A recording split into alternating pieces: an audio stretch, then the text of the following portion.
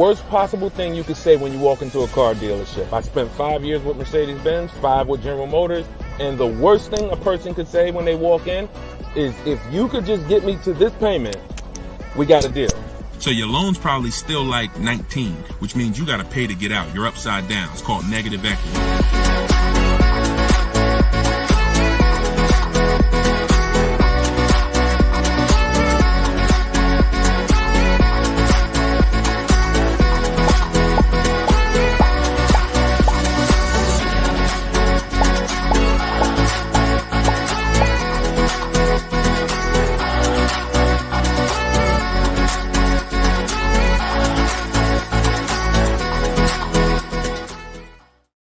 Welcome, everybody. Welcome to episode 7, I believe we're on, of Car Shopping Questions and Answers.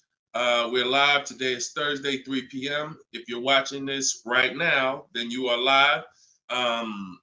What we're going to start doing is we're going to start letting you know, because we do rebroadcast these shows all day, so you can, catch up on them. You can send friends and family to watch the rebroadcast. But right now, you are actually with us live. So welcome. If this is your first time here, can you type a 1 in the chat? Shout out to the first time people. I just want to see how many people are new. You've never seen me before. You've never been on a live show. Okay, Troop Chat, I see you, Troop Chat. Good to see you. I always like to know, because most of you probably have never been on a live with me before. What's up, Black Hummingbird? Great to see you. So hold on, I got Instagram on my phone here. And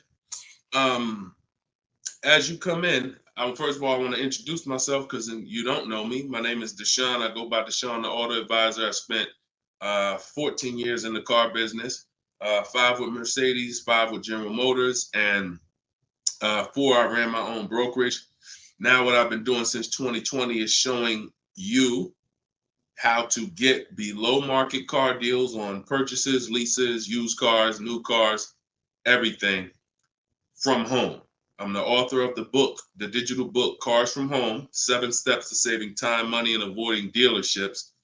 And during the show, for 30 minutes, as part of our welcome offer, you can get your copy for 75% off. It's normally $97, but in my TikTok bio, in my Instagram bio, and in the comment section, you can grab your book. You won't leave the broadcast, so you can make sure you get there before the countdown, but you'll still be here tuned in with us. So I want you to start typing your questions, and then Dolan, who's moderating, is going to pull them into the show, and we'll answer them one by one. Okay? Start typing your questions. I see we already got one from Michelle here on TikTok. Bounce back. Type your question on Instagram. I see you. Type your question in. And could everybody who shares, share? I'm only talking to the sharers. I know who y'all are, and I'm talking to y'all. Shout out to the sharers. And I'm still trying to find out. I might do a giveaway once a show for the sharers only, but I'm gonna have to figure out how to see them. So I got to figure out, maybe you screenshot that you shared, and we trying to do something special for y'all above and beyond, because we can't grow this show without y'all. The ones who tell your friends, the ones who invite your friends, the one who tag your friends, the one who hit those share buttons. Appreciate y'all. So we got something coming for y'all very soon. Okay? So pull the first question, and Dolan, let's get the show on the road. Okay, this one's from TikTok. Leasing and maintenance versus purchasing and maintenance. Great question. So with a lease, most times all you're doing is oil changes, tire rotations. If you got a luxury vehicle or import luxury vehicle, maybe they require like a brake fluid change. Like when I worked for Mercedes, you had a service A, service B, service A, service B. That's how it usually rotated. And the service B was, a brake fluid change, but it's pretty cut and dry because it's a new car. So versus purchasing, then you're talking about long-term maintenance. Then you're talking about, which if you got a good car, you're usually still doing those things up front. But as you own it long-term, now you're doing things like, you're doing the recommended maintenance. So you might have a 60,000 mile service, a 80,000 mile service, a 100K service. These are all things that come in the maintenance book. And with a lease, 99 times out of 100, we're not doing that. So, you know, it's a very, I'm not going to say we're not doing that, but if I lease, whenever I lease, I'm not doing those services because we're out of the car way before we ever hit that mileage. So big difference, big difference. All right, go ahead. Next one, Dolan. Let's go. Black Hummingbird, and y'all forgive me because I got a little something trying to jump on me, but I'm just gonna flush it out. Praise the Lord, and we gonna get through this. So y'all see me all congested, it's because I am, but we good. My car was totaled in an accident. Sorry to hear that. How long should I wait before I get another one? How long can you wait? You know, I'm not a fan of shopping with my back against the wall, but I'm a fan of, you know, if you are you going to be in a rental car? Are they giving you a rental? Sometimes you only have 30 days with the rental before you have to pay.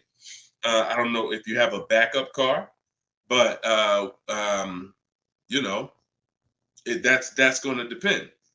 So what you need to ask yourself right now, because you have to replace that car eventually, I want you to ask yourself, and everyone on here, I want you to answer this question: how many years are you keeping in that car that you're buying? But first of all, who's shopping for a car now, or you will be in the next 12 months? Type me in the comments. If you're shopping right now, like Deshone, I'm in the market right now, or you will be in the next 12 months, type me in the comments. Okay, I see you on TikTok. Anyone shopping for a car? Michelle, she's shopping. Okay, if you're shopping for a car right now, or you will be in the next 12 months, type me in the comments. All right, Black Hummingbird. Yep, I see you. El Rel on YouTube, I see you. Jesus on YouTube, I see you. All right. The first question I want y'all to answer, everybody, is how many years you're keeping the next car? How many years are you keeping the next car? This is very important because this is the buying versus leasing question. How many years are you keeping the next car is the buying versus leasing question. So your Black Hummingbird, when you shop, is going to depend on how long you have. If you got a backup car, then there's no rush. If you don't have a backup car, then you need to find out, are they giving you a rental? You know, because that's going to dictate. I can't really give you any more information without knowing that. So if you want to tap in, follow up, we'll try to get your follow-up question here. All right, go ahead, shoot the next one up, Dolan, and let's see if we can get the follow-up for Black Hummingbird. I'm shopping by used. I don't even know what that means. Go ahead, Dolan. Okay, this one's from TikTok.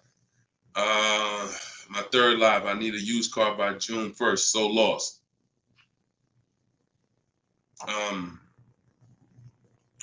Where you lost? Everyone learns differently. So you have to ask yourself, how do you learn? There are people on these lives, we've already gotten DMs and emails saying that people use the show, they use the strategy, and they got cars. So we've already got, and we've only been doing these shows for a couple weeks now. That's because they can learn that way. Somebody else who can't, you got to be honest with yourself, but I give you the information in multiple different ways. In my book, if you're a book person, in my video library, it's up to you. But if you're sitting here, because everything we do on this show, I try to break it down. No, we don't rush through answers. I don't give y'all one-word answers. Every question, we pretty much take it and we break it down to the nth degree. And some of the things you guys have similar questions, so we've answered them on multiple shows. But you have to know how you learn in order for you to win. Okay? If you're lost here, then you could stick around and we'll continue to do what we do here. But you have to know how you learn. That's why we make information available in a multitude of ways. You see people who have my book. Some people could piece deals together with my social media videos, even though they're all different topics. Used cars, buying cash, leases, they're all different types. So you got to really piece them together. Some people do it that way. It's up to you. But don't just sit there struggling, man. Not at the cost of what it costs. Not at what it costs. All my information is available and it's affordable. Some of it's free, a lot of it is free. But every single product I offer, from my coaching program to my book, it's all affordable. So get in where you fit in, brother. That's really the best advice I could give you. All right, go ahead, Dolan. Shoot the next question.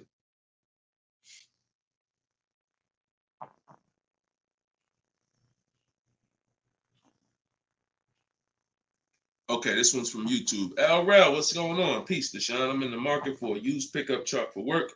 Never had one. How do I narrow down a reliable make model? Okay, so if I'm looking at you, the question you're asking is about the quality of the car, not finding a good one. So, example, let's just say there's a Dodge, a Dodge pickup truck. I'm just making this up, and that vehicle has a low reliability score.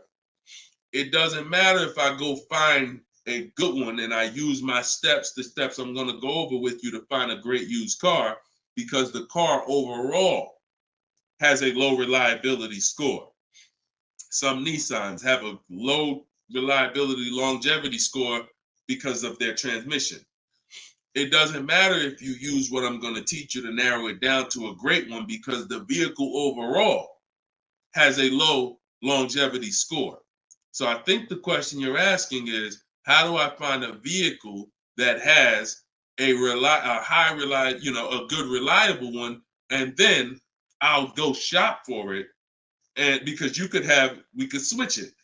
You could have a vehicle that has a high reliability score, high longevity score, but then you got a bad one because you didn't have a process on how to get it. So I think you're asking the first question, which is top level, how do I choose some good vehicles? And that's really Google, and we have a process. It's in our shopping process where we do a reliability check on every single vehicle. It takes 5 minutes to do. You're going to type in the specific year, because years change. You might have a 2019 that has low reliability scores. In 2020, they fixed it. So we got to make sure we're adding the year when we do this Google search. But if I'm looking for a pickup, I'm looking at like a 1500, and I'm looking at, what I need. Some people need 2500 if you need heavy duty or something like that. But then what you're doing is typing it into Google, and you're looking at all the competitors. I'm looking at the Toyota pickup. I'm looking at the Dodge pickup. I'm looking at the Ford pickup. I'm looking at the Chevy pickup. And then I'm just choosing, all right, which one of those do I like? All right, I like those two. Then I'm deciding which one I'm going to like. Now, if you're buying used, you can't test drive it, because you can't test drive a used car until literally you're ready to take it home. You can't go and test drive one here, because the one you end up getting may drive totally different. That's just the way it is with used cars. So oftentimes what you're doing with used cars is you're looking at it, you're looking at videos on YouTube, but you're going to narrow it down to what you like, usually what you see in supermarkets, parking lots, on the road. Oh my goodness. Lord Jesus, help me get through this. And then what you're going to do is you're going to do that reliability check. So you go to Google, you type in the year 2019 Toyota Tundra reliability. Then you're going to skim that first page. So that first page of articles is going to tell you all you need to know. If you see low scores, if you see 7 out of 10 reliability, just skim that. Don't pay attention to any site from a dealer. This is part 4. This is in my book, because this is step 4. Because the next step after this car passes this test is now we're going to shop for it. You can't skip this. So that's why this is a really good question. Some of you are skipping the process of doing a reliability, longevity, and initial quality check on the cars you're getting. And that's why you get cars that are in the shop every 90 days. It's not because you bought a bad one necessarily. It's because the car itself has a low rating. Transmission's going out on you because you didn't do a longevity check to see that that car is known to have transmission problems at 80,000, 90,000 miles. So if you skip this little 5-minute step, it could cost you thousands of dollars. So you want to do that reliability, skim those articles. And then because you're keeping long term, you're not leasing, you're going to do the same thing with longevity. So you're going to type in 2019 Toyota Tundra longevity. And that's when you're going to see what they're saying about the car long term. Does it, transmission issues, engine issues? Sometimes it'll say right at the top, these cars are known to last 200 to 300,000 miles when properly serviced. Then then the only mission is, all right, the car itself has great scores. Now I have to find a good one. Okay? That's step one now. Okay? That's where you start. Great question. Okay, go ahead, Dolan. Shoot the next one up. All right, we got Philip on Facebook. Would you say buying or leasing is better right now? Also, what about down payment with leasing? So, all right, you should never be in a position where you're asking yourself, should I buy or lease this car? Based on what you feel. Yeah, so I feel like I should buy. No, the buying or leasing question is based on how long you're keeping the car. I have something that I do that I teach called the 8-year rule. The 8-year rule says that if you're not buying a car to keep at least 8 years, you should be shopping for a lease. Reason being is there is no way for you to get a great deal on a car if you buy it when you should have leased it. Because lease deals, when you get a great lease deal, it's so good, it's so low, it's so much less money out of pocket that it will take a buyer years to catch up with you. We did a scenario in the last show where we compared this deal that one of our students got, Frina, who uses my stuff. And anyone who's using my stuff is going to get these deals if you follow my process. It's not, you don't have to be great. You could be a bad negotiator. It doesn't matter. As long as you know how to use a computer and do copy and paste, you can get these deals.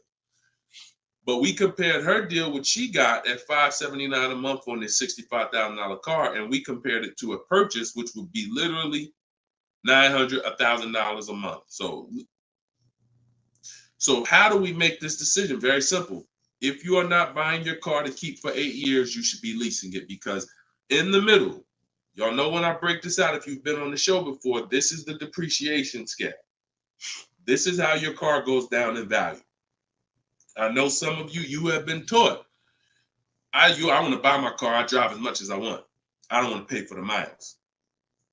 But you're paying for your miles. Because check this out. You buy your car here for $30,000. A year later, even if you don't drive it, it's no longer worth $30,000. At best, it's worth $22,000. If you don't drive it 1 mile, it's probably worth $25,000. You lost $5,000 and you never drove it 1 mile. That's depreciation. So your car is depreciating like this. Year 1, year 2, year 3. That's why you flipping these cars, buying cars, trading them in 6 months, a year. You're losing at least $5,000, $10,000, but they'll hide it in a monthly payment. See, a cash buyer, you never do this. Some of you who are like, I pay cash, you never do it. You never buy a car, turn around, I don't like the car, I'm gonna trade this thing in. Because when you come in and they tell you, well, I know you just paid 35, but we can only give you 28. I just bought the car 6 months ago. You know what I mean? I lost $7,000 that fast? Yep, at least. You're like, all right, I'm not doing that. But with a payment, they'll hide it in a payment, and you don't understand. You just lost $7,000 in 6 months. So this is how you have to see this short-term ownership when you buy a car. My car is going down in value 20% the first year, 15% the third year. It's losing thousands of dollars. But if I keep it a long time, 7 years, 8 years, it starts to level out where I'm not losing that money anymore. If you have a car outside your house right now that you've had for more than 8 years, I want you to type the number of years you've had the car. Everybody on here, we're live. This is our 3 p.m. Thursday live show. This isn't a rebroadcast. So tell me right now, everyone who has a car outside, type how many years you've had the car. How many years? If it's 8, if it's 9, 10, 12. Had somebody on the last broadcast, somebody said they had like a 15-year-old car outside. You'll notice this, Gilda, you got an 11-year-old car outside. Here's what you'll notice. Your car is no longer losing value like this every year. Your car is no longer losing value like this every year. You're going to look and say, if let's assume right now, Gilda, your car is worth, I'm just making up a number. I don't know the car, nothing. Let's say it's worth $8,000. A year from now, it's going to be worth close to $8,000. Probably worth $75,000. That means you've won. So when you're trying to, when you are buying, wow, Carol's Care has a 18-year-old car outside. So that means you've won, because this is how you win with a purchase. And pay very close attention to what I'm about to say. You don't win when you pay off the car. You pay off the car, but your car's still dropping like this. You didn't win yet. You didn't win yet.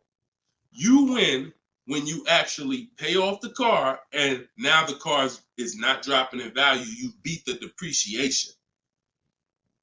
That's when you win purchasing. A lot of people were taught, don't keep the car that long. And that's where you're losing. That's why leasing is for you. Because there's only two ways you're going to avoid those hits. You're either going to keep the car long enough to get to where people like Gilda and Carol are. Look, Big Rich has these are people who kept cars long term, or you're going to get great lease deals where you're paying pennies on the dollar and you're winning. But those of you who are stuck in the middle, we got to get you out the middle, because you are losing the most money. You buy cars, you resell them. You buy cars, you trade them in 2 years, 3 years, you're losing the most money. You lease, but then you buy the lease. You're losing the most money. You're stuck in the middle. You got to pick a side. There's only two ways to win. Great lease deals, long-term ownership. Anything in the middle, you're losing thousands and thousands of dollars in depreciation. All right, we clear? All right, perfect. Shoot the next one up, Dolan. I see you, Luscious. I purchased the book. Awesome. Congratulations. Enjoy it. This whole show is sponsored by my new book, y'all. It's called Car Shopping. It's called Cars from Home. 7 Steps to Saving Time, Money, and Avoiding Dealers. So we have a welcome special. So you can get your book for 75% off the whole broadcast. Well, 30 minutes. It's normally $97, but you can get yours. We're rated 4.94 on Goodreads. You can get yours for $24 as long as you get to my bio before the 30 minutes expires. And $97 is a great price. Because here's the thing. I got a lot of books on my shelf. I cannot tell you a lot of books that saved me a lot of money. And my goal for this book was to be one of the books where you look at and say, man, this book right here has saved me thousands and tens of thousands of dollars. And that's my goal for the book.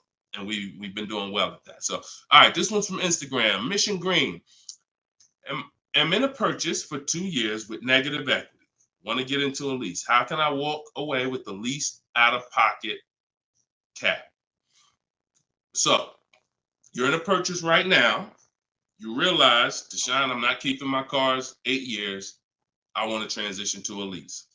Okay, so what you're going to do, the first thing you're going to do is an equity assessment. Equity assessment is when you find out you're going to get the highest bid, because we never sell a car.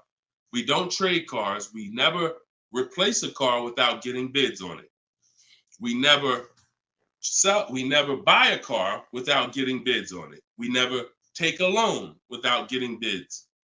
So what we are doing is we need to get bids, because bids are going to tell us what is the highest offer we can get for our car, which means that would be the smallest amount of negative equity we could possibly have. So as you get these bids, you're going to get your payoff from your bank, call your bank, get your payoff, then go to CarMax. We like to get 6 bids. CarMax, Driveway, Carvana, Kelly's Blue Book Instant Cash Offer. Do not use kellysbluebook.com. It's nothing but a marketing website that it does us no good. Kelly's Blue Book Instant Cash Offer. Auto Nation Sell My Car, and Car Guru Sell My Car. Now, that'll get you 6 offers. And once you have those 6 offers, you'll know this is what my best case scenario is when it comes to my negative equity. That's my best case. There's 2 ways to get out of negative equity and get a car. There's 3 ways to get out of negative equity, but one of them doesn't lead to a car right now. So we're talking about the first option. That's what you do, and you want to pay the difference. So you're going to get all those bids, and you're going to look and say, okay, I got a $4,000 negative equity if I sell my car to AutoNation. They're the highest bid. Highest bid, $4,000 negative equity. I would not be taking any other money other than the putting it to the negative equity. If you got $4,000 in your pocket or anything and you're like, hey, should I put this down? No, we're going to get the next car with no money down. We need to minimize our negative equity by taking the highest offer from the online bidders. Now, once that happens, we close the gap, and that's the way to move. That's the best case scenario. So if you can't do that, then what you're going to do is you have to trade. This is the only time we trade cars. There is no other time where we are going to trade a car, because you don't get the most money trading a car. You don't get the most money trading anything. If you think about it, if you got a lawnmower and I got a bike, and I'm like, man, look, I'll trade you my bike for your I'll trade you my bike for your lawnmower. Neither one of us is really getting the most money that we could get. That's a trade. It's like a little compromise. I take a little less because I got something you want, you got something I want. It's different than me saying, you know what, I got a bike. Let me see the most money I can get for my bike, and then I come back and pay you for the lawnmower. And this is how you have to see it. This is why we don't trade. Because when you trade, you're not making the buyer win a bid. You're not making the buyer bid. You're just saying, whatever you could pay me, I'll take it. That's why the first option I just laid out is the best option. But some of you don't have the cash to pay the difference. So you have to now forget about the old car right now. You shop for your new car and you get bids. So let's just say in that example, I find out I'm you. I can't cover the difference and sell to the online bidders. Now I'm going to start shopping for my lease. So let's say I'm shopping for a Jeep Grand Cherokee. I get my offers. I find out who wins the bid. I identify you're the highest bidder, and I'm going to that dealer and saying, okay, you're the best bid. Can you tell me what you could pay for my old car? I'm not telling them what I owe. That doesn't matter. I'm just seeing, what could you pay for my old car? And then I'm going to have them get an offer. Now, it's not, in 99% of the time, you guys, it's not going to be what you thought it was. If your highest offer over here with the online bidders was 22, do not think that dealer who won the bid is going to say, I'll give you 22.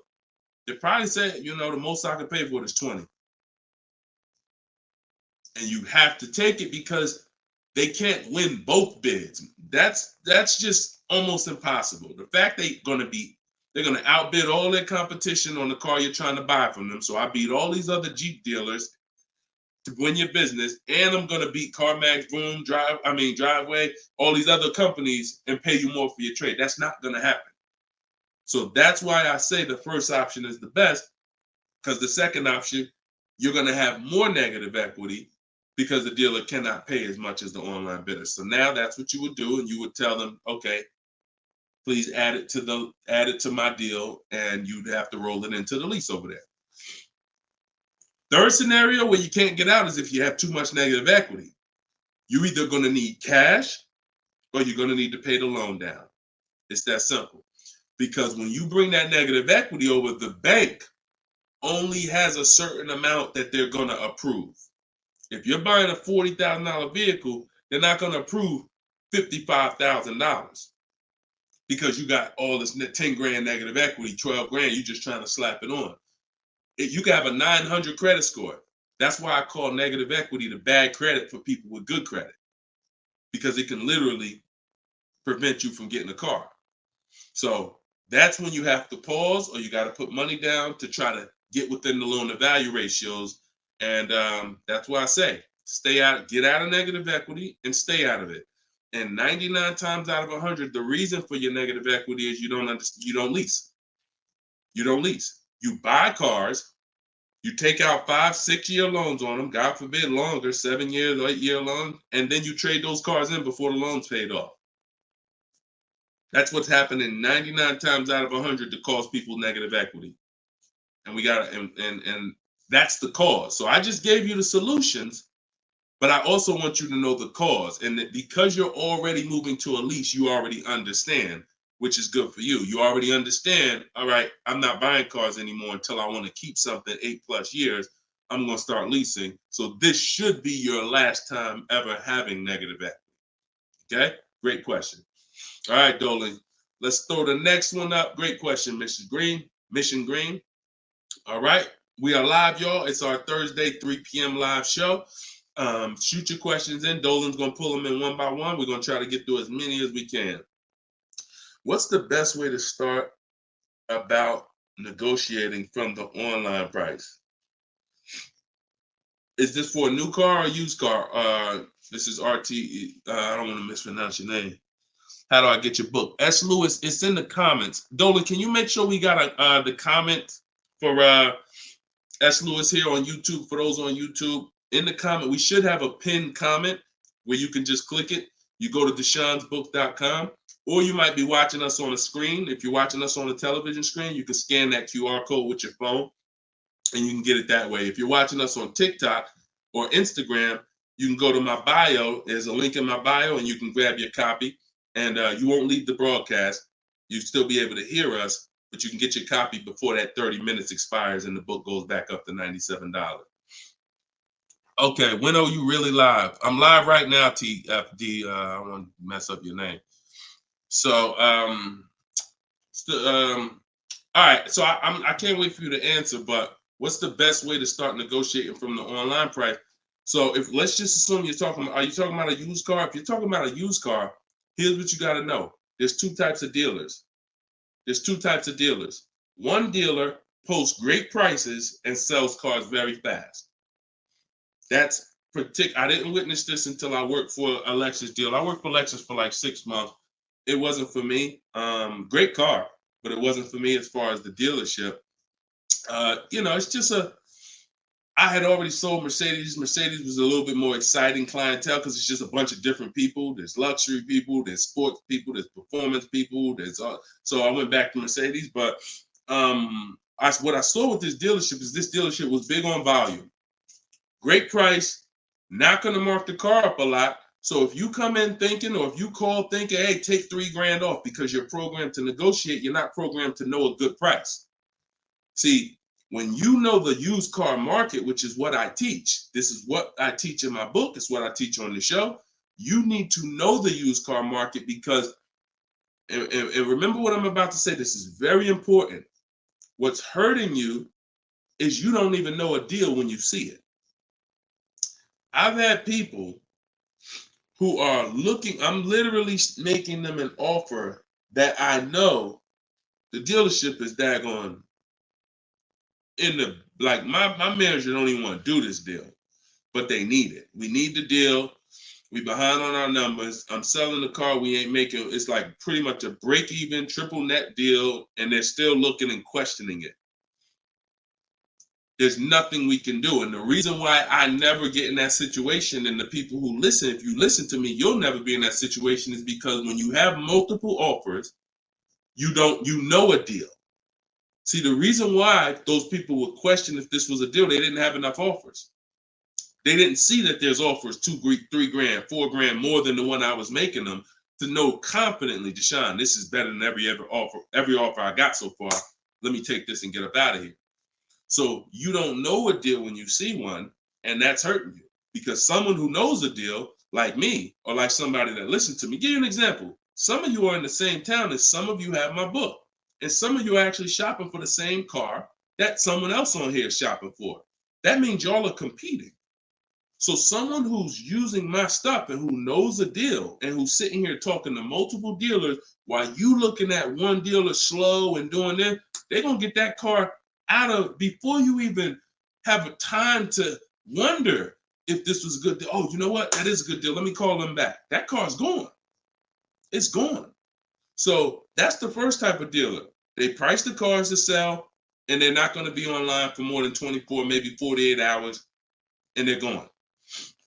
The other used car dealer is dealers who price them high, and they prepare to negotiate. They're ready because they know people want to see a discount, and they're waiting for somebody like you to come in and say, okay, knock $2-3 grand off, you know. But if they're overpriced, what does it matter? If you're overpriced $3,000, $4,000, $5,000, and you take $3 grand off, you're still, it wasn't the best deal. So don't think so. Some of the best used car deals, when I bought my Infiniti truck, he literally only had $800 he could give me when I got there. I didn't ask for it when I was on the phone because, again, what I say, I'm trying to teach y'all the psychology. I don't want you to know everything that goes on behind the scenes. I just want you to know what to do. But every now and then I got to tell you why you should be doing this. When that car comes on, and that dealer knows this is the best price in the market, this car is not going to last for 48 hours. You call them and say, hey, could you do another 1,000 off? Click, not even interested. One, the car just got here. I don't know who you are. I don't know if you're serious. Listen, we ain't got no time for that. What we do when we find that best car is we know we've done all our research online from home. I'm on my way. Only thing I need to know is, has the car been smoked in? Because I can't see that online. That's the only thing. We verify that there's no fake fees, because some dealers will price a car low and then they add fake fees because they want you to come without even asking them about the fees. And the second type will, hey, the car's been smoked in, and if you don't ask them, you'll get there and be like, oh, car smells like smoke. That's the only two things we verify. No bogus fees. Nope, hasn't been smoked in. I'm on my way. Then when I get there, we test drive. Car meets our test drive. All right, boom. Can you do another 500 off, 700 off? Because I already know it's the best price in the market. See, when you know the market, you negotiate intelligently. When you don't know the market, you come in, hey, listen, take $3 grand off. You don't realize you look ridiculous. I don't want you looking ridiculous saying, yo, man, I can't do it. You haven't done your research. I don't want you leaving, oh man, that dealer don't want to make a deal. No, you didn't know a deal. And you leaving and you like, oh man, I'm gonna find somebody. So this is the science of car shopping online. This is the science. You gotta be able to know, is this car the best price in the market? If so, I'm not gonna ask for any discount until I get there. Because once they see me, I drove it, they know I'm serious. I know the car's the best price in the market. Hey, can you do another 500? Even if they say no, I know they won. All right, I won. But if they say, yeah, listen, I wouldn't normally do it because the car just got here, which is true. I know that. But, you're here. We want, all right, $500, we got it. Or, hey, look, can we split it? I really don't have the room. In which case, we know they're telling the truth because we know the market. You got it. We'll do it. This is how you get below market used car deals. You don't just stumble onto them. You get what I'm saying? Is everybody clear on that? Type clear if y'all are following what I'm saying. Clear if you're following what I'm saying. You're not going to accidentally stumble into a below market deal. It takes strategy to get below market deals. If everybody could get below market deals, they wouldn't be below market deals. They'd be average deals. Does that make sense?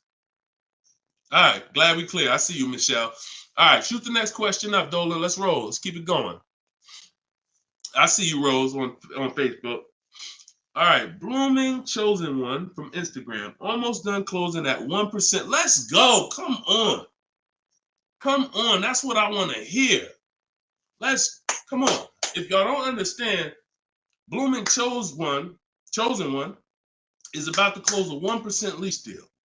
That means her lease pay, I'm assuming that this is a woman. I can't see, so forgive me if there's no picture. She's about to close a lease deal at 1%, which means her lease payment is 1% of the MSRP, no money down. I just want to make sure it's clear, chosen one. We don't, if it's money down, it's not 1%. It should be like $400 a month. I'm giving you $400, car's $40,000. That's 1%. So, any tips on techniques for finding great deals on insurance? I use Insurify or I use Jerry. These are apps that shop on websites that shop multiple carriers. And I know it's Kayak and stuff like that, but what I found is Insurify has like insurance companies that we don't know about. It's painful shopping for insurance unless you have something that's actually, because think about all the insurance companies around us that will want to give us auto insurance. We don't know about them now. Small companies, they don't have the advertising budgets. So you want a tool that's going to connect you with all these insurance companies, not just the big name ones that we all know, Liberty Mutual, State Farm, that got the, $1 billion marketing budget. Some of the smaller insurance companies, we want to get those offers. And so Insurify.com, I'm not sponsored by them. I just love multiple offers. So I love multiple offers. And so any tool that gets me multiple offers on anything, I love.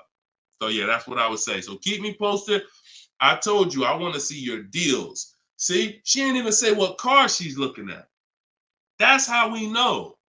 See, people with no skills, all they talk about is the car. Just got the new Range Rover. Yep, just treated myself. Retirement gift. All they talk about is the car. And I'm not stepping on your toes, but you like Deshone, that's me. That's me. I know who I'm talking to.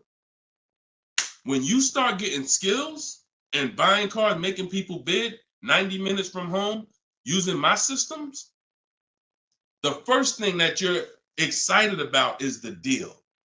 The car is second, but the deals, once this deal's closed, now I'll get excited about the car.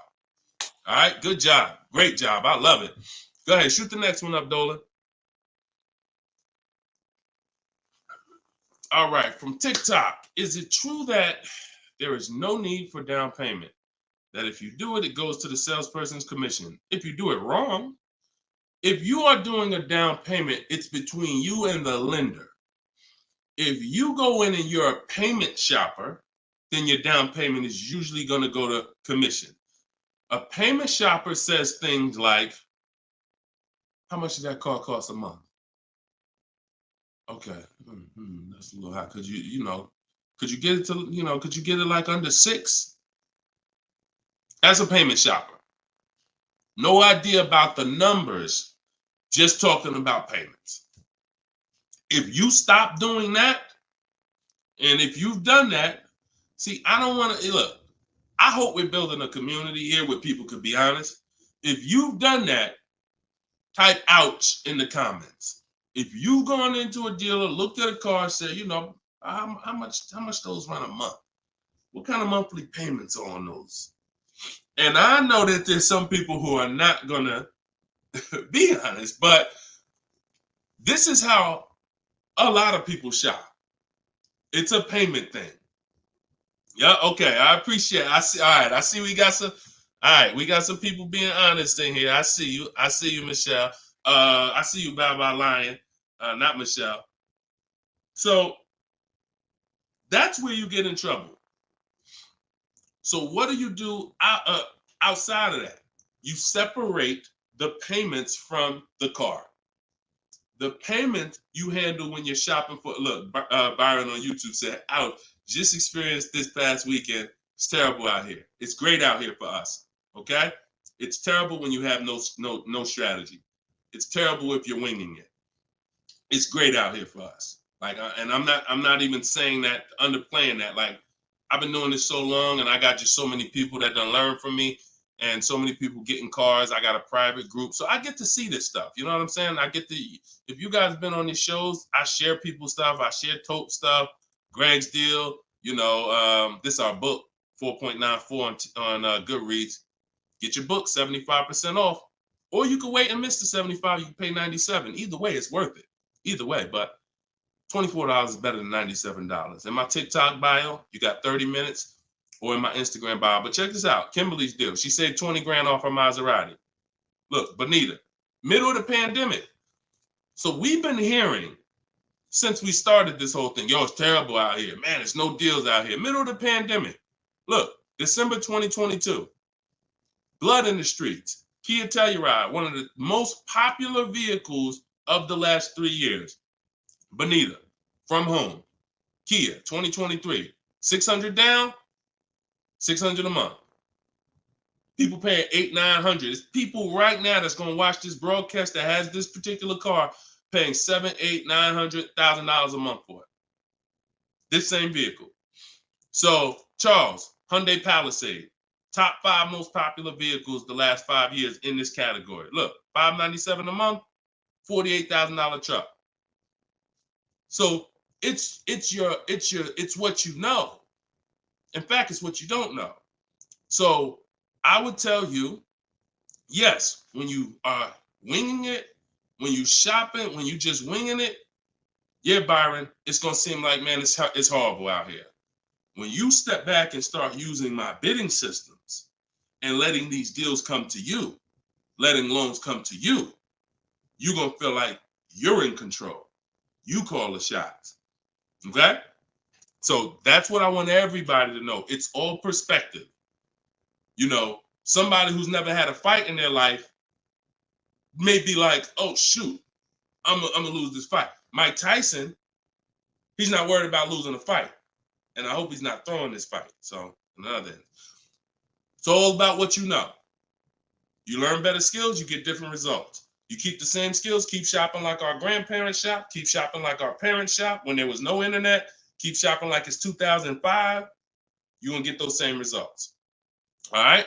Everything I'm talking about, y'all, is in my book. This whole show is sponsored by my book, Cars from Home, 7 Steps to Saving Time, Money, and Avoiding Dealerships. My whole shopping system is in there. You can get yours in my bio. I just said that. So go ahead, Dolan. Shoot that next question up that you had up on the screen.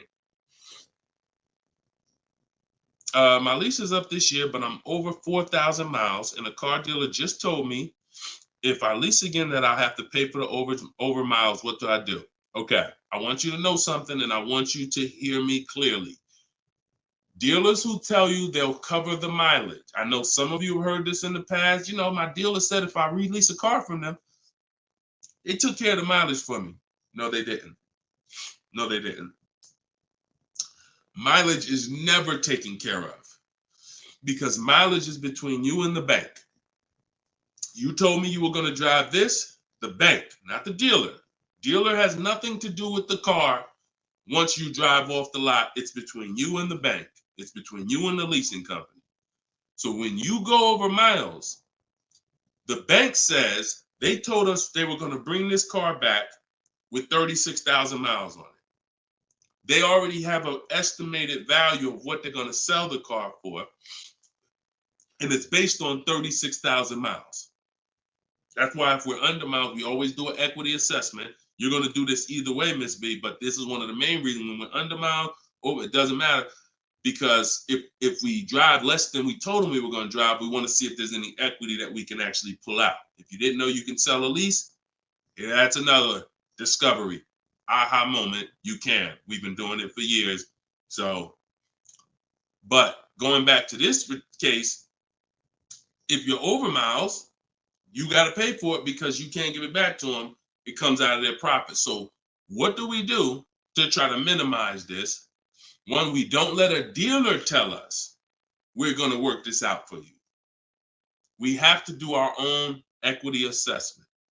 So you want to see what your position is. You want to call the leasing company, get your payoff. This is the second step in my process. Once you know whether you're going to buy or lease again, that's step one. Now, if you have a car to replace, you own it, you lease it, doesn't matter. Anything you're replacing, we got to do an equity assessment on it. So we're going to call the bank, get our payoff. If it's paid off, obviously we don't have to do that. And then you're going to get that payoff, and then you're going to get those offers I talked about earlier in the show. If you missed it, I don't want to go through the whole equity assessment process because we already did it. And for the people who've been on here, I don't want to repeat the whole thing. But if you go on YouTube, if you go on Facebook, you'll be able to see the broadcast. Go to the section on equity assessment and follow that process, because you need to see, can I sell this vehicle and break even, get out of it? Or if I have a mileage penalty, you know, does it make more sense for me to actually get out now, which in a lot of cases it probably won't because you have payments remaining. So if you got out now, see, if you sell it, it's clean. So if you sell it, and it goes back to what we were talking about with what somebody asked the question about the negative equity. Let's just say I'm you. I do my equity assessment. I find out to get out of the lease, I got to contribute like $1,000, but I could get out now. When I sell a lease, there's no penalty. It's literally no payments due, nothing. It's everyone's whole. That's the only way everyone's whole. My second option is I got to account for the payments I have left on my contract. If I got 5 payments left at $500 a month, that's $2,500. Does it make more sense for me to get out now and pay those payments? Probably not. Or does it make more sense for me to just wait and take the mileage penalty? So those are the 3 things you're comparing. Selling the car, and you're seeing what's the least money that comes out of my pocket. What's the best of those things? Selling the car, getting out now and taking the payment hit, because all those payments are going to be due. They're going to have to be rolled over to your next vehicle, or driving the car until you get close to the end of the lease, and maybe maybe it depends on how much you drive per month. And maybe you're 8,000 miles over, and that's a $2,000 mileage penalty. So these are the things you have to think about. But I'm telling you that if you just walk into a dealer and say, hey, could you work this up for me? Now you don't even have the luxury of guaranteeing you got the best price on the car.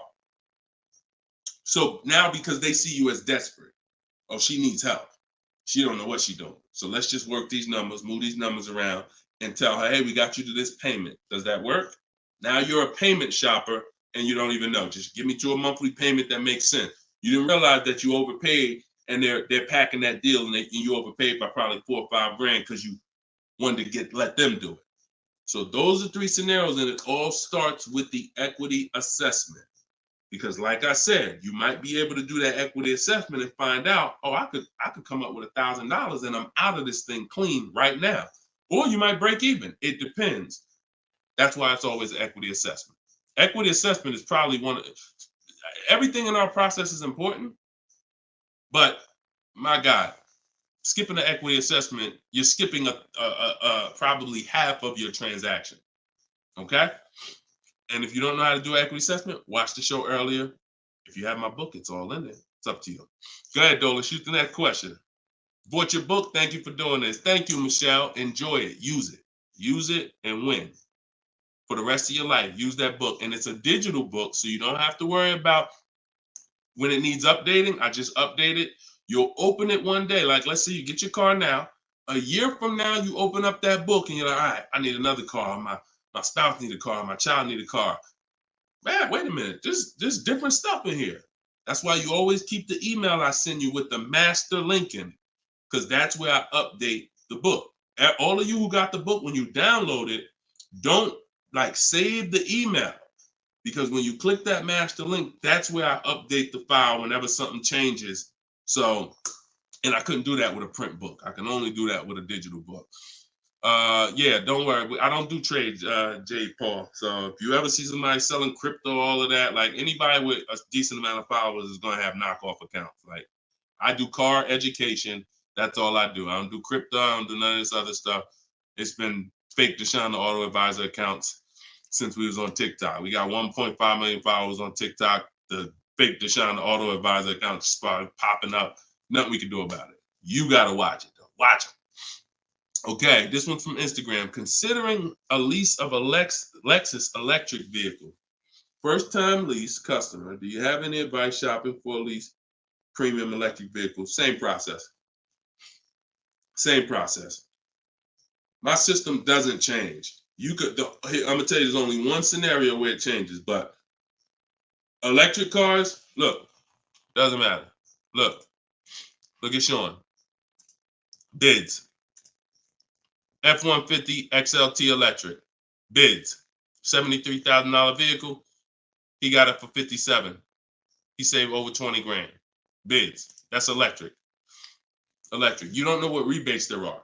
You don't know what's what. Rolls Royce. Bids.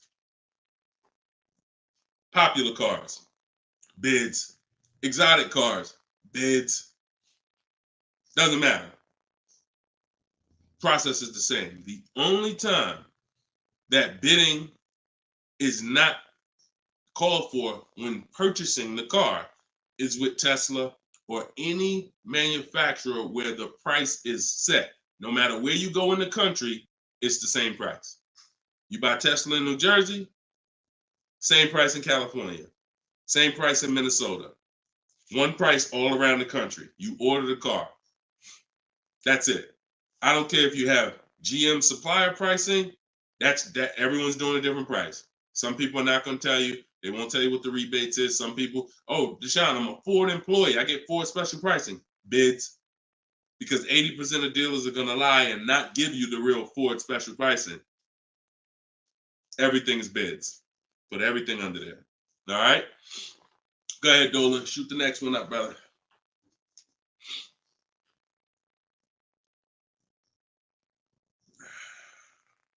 No, you don't bid. You don't bid, Coco. You're making people bid.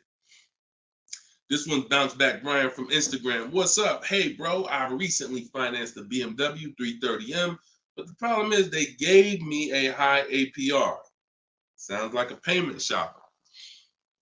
Listen, we got to take responsibility. You accepted a high APR. Now, how do you get out of it?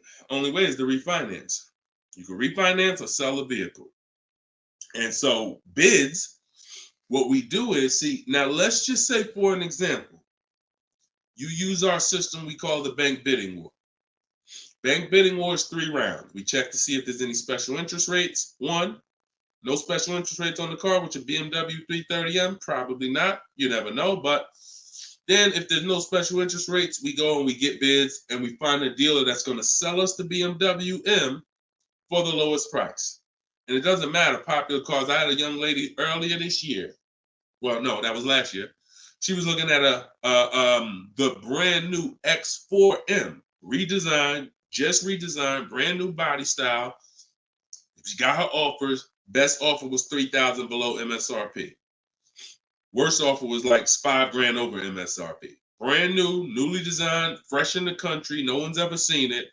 Bids, she got $3,000 below MSRP. When people are paying thousands more than that.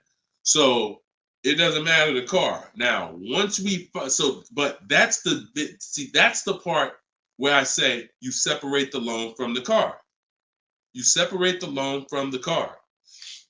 We find the dealer who's going to sell us the car for the lowest price. Once that's done, now this is when we talk about the second round of the bank bidding war, which is my bank, my credit union, online lenders, not the dealer yet. The dealer is round 3. The dealer's banks, the dealer's credit unions, that's round 3. That's the final round. Second round is I'm coming home, getting my bank, my credit union, online, giving them my information, going online, car loans online, looking at everyone that I can find that gives car loans in my area, letting all these people run my credit, because if you do this right, it doesn't affect your credit other than one hard inquiry. It shows all the inquiries on your report, but when you rate shop using the bank bidding war strategy, at the end of the window, it only weighs on your credit like one hard inquiry. But you got to do this in this small window. It takes 2 days. First one is all of those bank, that's the round 2. So now let's say my best rate from that round 2 is 7.9 interest rate. Okay, round 2's done. Now I'm calling the dealer who won the bid, who has my car waiting. I already reserved it. And I'm saying, okay, my bank or this bank gave me 7.9. If you guys can beat it, I'll give you the business. Now round 3 starts. with the dealer going to work. That's when the dealer's bank. See, the problem is the dealer was your first offer for financing, or one of your first offers. The dealer, when properly done, is our last offer. And so if he came back and at the end of those rounds, 8.99 was the best rate, you wouldn't have a question. You wouldn't be questioning it. You wouldn't be saying, oh, man, how do I get? You would still be considering refinancing because that's still the solution. Whenever rates get lower, you refinance. But you wouldn't be it wouldn't be they gave me that. It would be that was the best rate available at that time. So that's why you need to get bids for future reference. But in your case now, all you can do is find somebody to refinance the loan. And that's what you do. Type in car loan refinance online. Call your bank, call your credit union. Hey, I'm looking to refinance and see if they can be 8.9. Okay. For future reference, though, bank bidding war. Okay. And that's we gotta we need to. I want to get you to the point. You gotta. It's up to you. Use this. Everything I'm telling you is simple. Nothing I'm telling you is rocket ship building. This is all simple online processes from a computer. We got grandmothers doing it. We got introverts doing it. Doesn't matter. We don't even talk. Has anybody heard me say anything about talking? No. We're using online tools to get these processes done. That's why they work for everybody. If you had to talk, then yes, you could mess it up. But this is for the future reference. We want to guarantee that we got the best price. And the only way we're going to do that is with bids on everything. Okay? Go ahead, Dolan. Next question. Great question, though. All right. This one's from TikTok. Can24 Loco. Is a lease worth it if I know I'm going over the miles? You pick your miles. You pick your miles. I had somebody no, I don't even want to talk about him.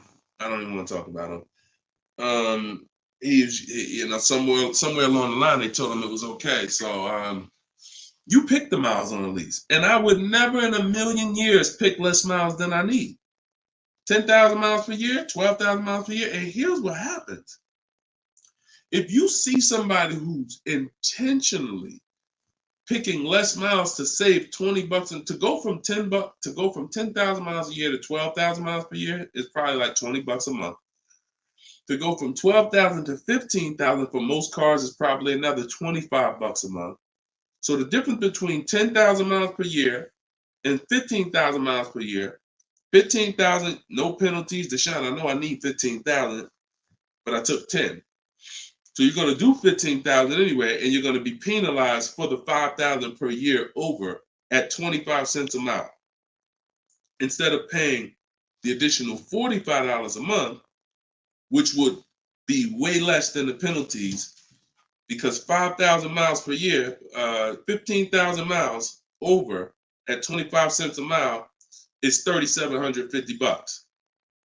$45 a month times 3 years is $1,620. Numbers are numbers. $45 a month more to my lease contract from the beginning, because that's the mileage I really need.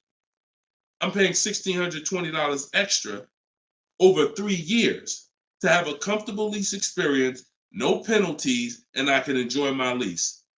Versus taking 10, knowing I'm going to drive 15, and then looking and saying, dang, I'm over miles by 15,000 miles, and how can I avoid this almost $4,000 bill that's coming? Choose your mileage wisely. Deal structure. Step 3, I got a whole step in my process on deal structure. This falls under deal structure. So we never take a lease knowing we're going over the mileage. We just never do that. We're setting ourselves up to not enjoy the lease. For what? That's it. Step 3 in my process, I got part of deal structure. I got a section in my book on this, is choosing your mileage wisely, where you look and estimate how much you drive, Or if you have a car, you just look back and say, all right, I drive 12,000 miles per year. You can look back at what you drove. If you don't have a car, then you're just going to look and say, all right, how many miles do I drive to work? Okay, and you add the miles up, and you'll see throughout the year. Oh, plus I'm gonna take a vacation. I want to go down. I want to go on vacation 2 times a year. That's gonna be another 1,000 miles each. All right, perfect. I need 14,000 miles a year. It's a 5 to 8 minute exercise, but you haven't been taught to do it. So there's nothing in my. I don't skip anything because I've been doing this since 2006. I've seen thousands of scenarios working in dealerships, General Motors, Mercedes, thousands. And every time I see something that is horribly wrong, that's costing somebody money, I just made sure I added it to my process. Okay, I'm gonna make sure anybody who listens to me doesn't do that, because this is what happens when they do that. So we got to choose our mileage wisely to actually enjoy our lease. Okay. All right, y'all. Look, we hit 1 hour and 6 minutes. I'm gonna wrap it. I usually try to go like 1 hour and 15 minutes, but as y'all can see, I'm actually struggling to get through this. I need to go and get me some tea, and that's what I'm gonna do. This is our second show for the day, and some of you may be watching us on a rebroadcast, but right now we're live. We've been live Monday, Tuesday, just so y'all know, and I'll probably have a link in my bio by tomorrow to our calendar. But most days we're going live Monday and Tuesday, Thursday and Friday. We're going live at 12 noon Eastern time, 3 p.m. Eastern time. So that's when our show is going to air live. And every time you see us on a rebroadcast, we're going to have a sign on the top that says rebroadcast. So y'all know, okay, this is a rebroadcast. In case I couldn't watch the whole show, I was at work. So we rebroadcast all the time. But yes, always a pleasure, y'all. Let's keep winning. Shout out to the people who got my book. I appreciate y'all. Thank you to those who reviewed it, who helped us get to 4.94 on Goodreads.com. I appreciate you, and continue to use the book and continue to unlearn the bad stuff you learned about car buying. If you don't hear me say it, that's because I don't do it. And no one who listens to me does it. You hear somebody say, yeah, I was in the dealership. I was in there like 4 or 5 hours, but man, I was using what Deshone teach. You wasn't using what I teach, because we're not in dealerships more than 30 minutes. 30 minutes, tops. If we in there for more than 30 minutes, you could clearly say, this ain't what Deshone teach, because I'm only here to test drive, or I'm only here to pick up my car if they don't deliver. That's the Cars from Home way. So you can get your book in the bio, 75% off, as long as you didn't miss the countdown. Even if you missed it, it's $97. Great price, but all right. Let me get up out of here, y'all. And always a pleasure. God bless y'all. And make sure you like and subscribe if you enjoyed the content. Tell a friend. All right. I'll see y'all on the next show. God bless you all.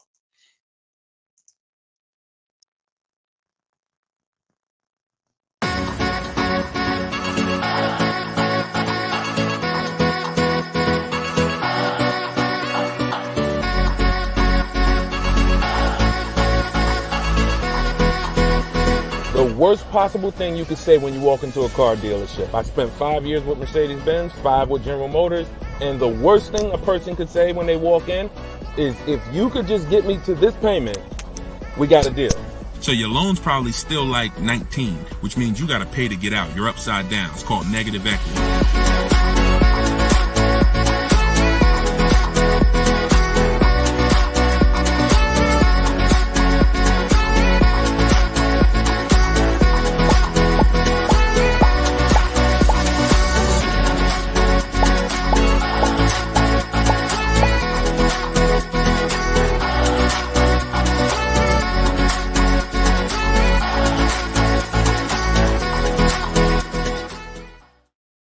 What is going on, everybody? Welcome to episode 9. Maybe episode 8.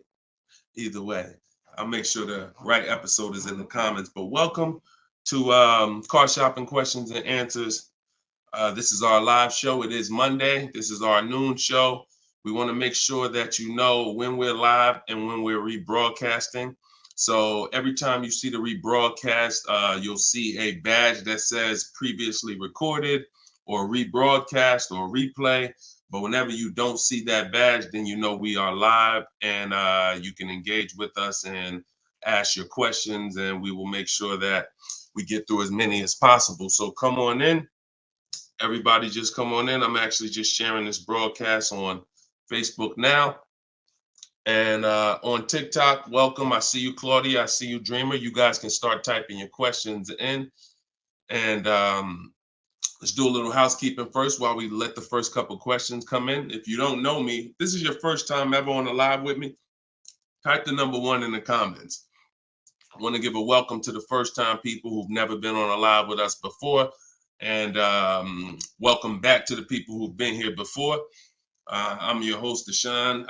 I'm known as Deshone the Auto Advisor. I spent 14 years in the car business with Mercedes-Benz, General Motors, and running my own brokerage. And now what I do is I teach people the science of car shopping from home. I'm the author of Cars from Home, my new digital book, 7 Steps to Saving Time, Money, and Avoiding Dealerships. And everything that I talk about, everything if you've seen any of my social media videos, everything is based on one of the 7 steps in our shopping system. So we don't hold back. So you guys can come in. I see a lot of people on TikTok coming in. Could y'all start tapping the screen if you're going to spend 10, 15 minutes with us? We're usually here for at least an hour. If y'all can start tapping the screen so we can let TikTok know we're about to talk some serious money over here. Frankie, I see you. Good to see you, Frankie boy. Thanks for sharing. Shout out to the sharers.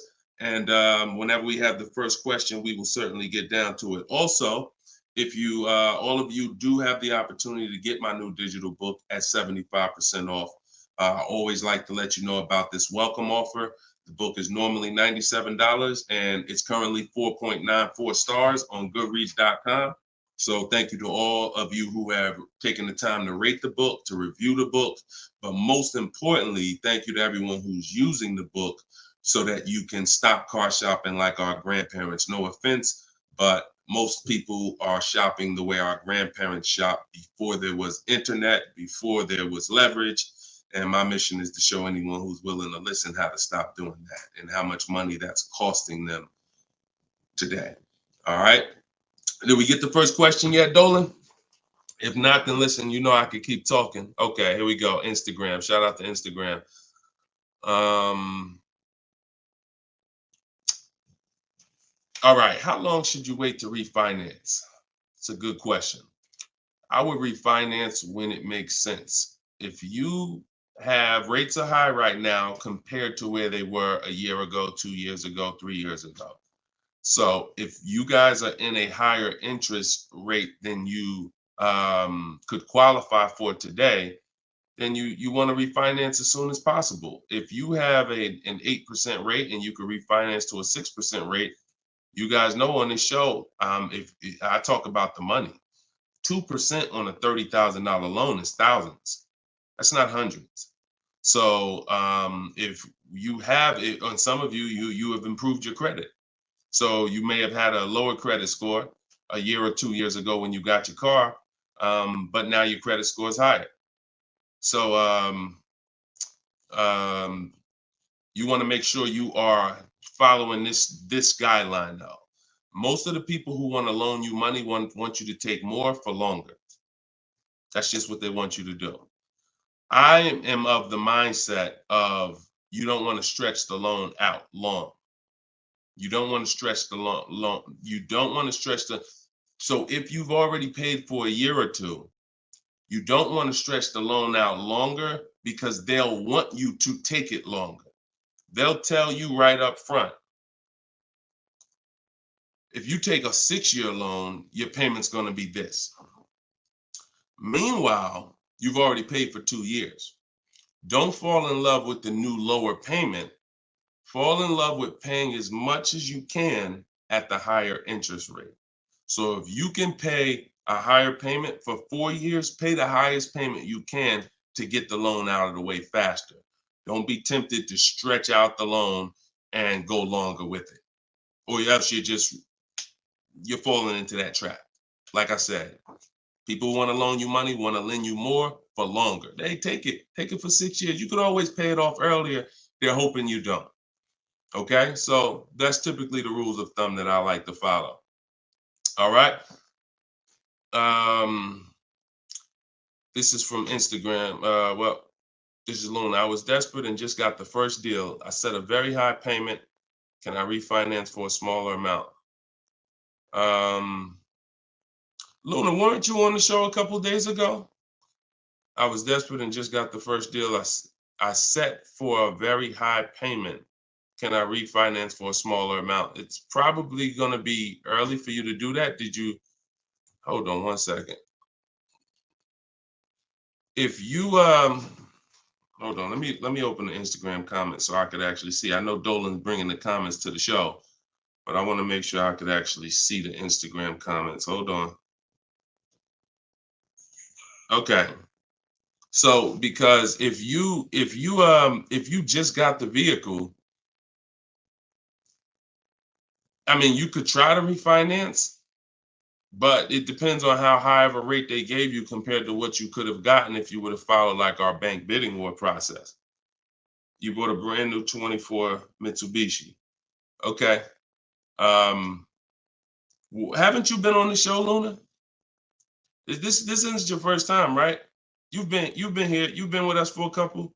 You've been with us for oh, it was in December 2023. Okay. I appreciate it. Thanks for the information. That's why I wanted to see the comments so I could actually have the dialogue with you.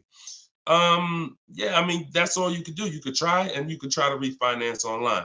You can go on Google and type in auto refinance online and start to see what those companies look like and see if but you need to know your rate, and then you need to know what the companies that'll refinance you are offering you and see if it makes sense. If you got a higher rate than you could have gotten, then certainly you can refinance. If they got you the best rate that you could qualify, then you may have to wait a little longer, but usually, it doesn't hurt you to check, especially if you're in a considerably high interest rate. You certainly want to see if there's a possibility, because like I said, 2 points, 3 points on an interest rate is thousands of dollars, not hundreds.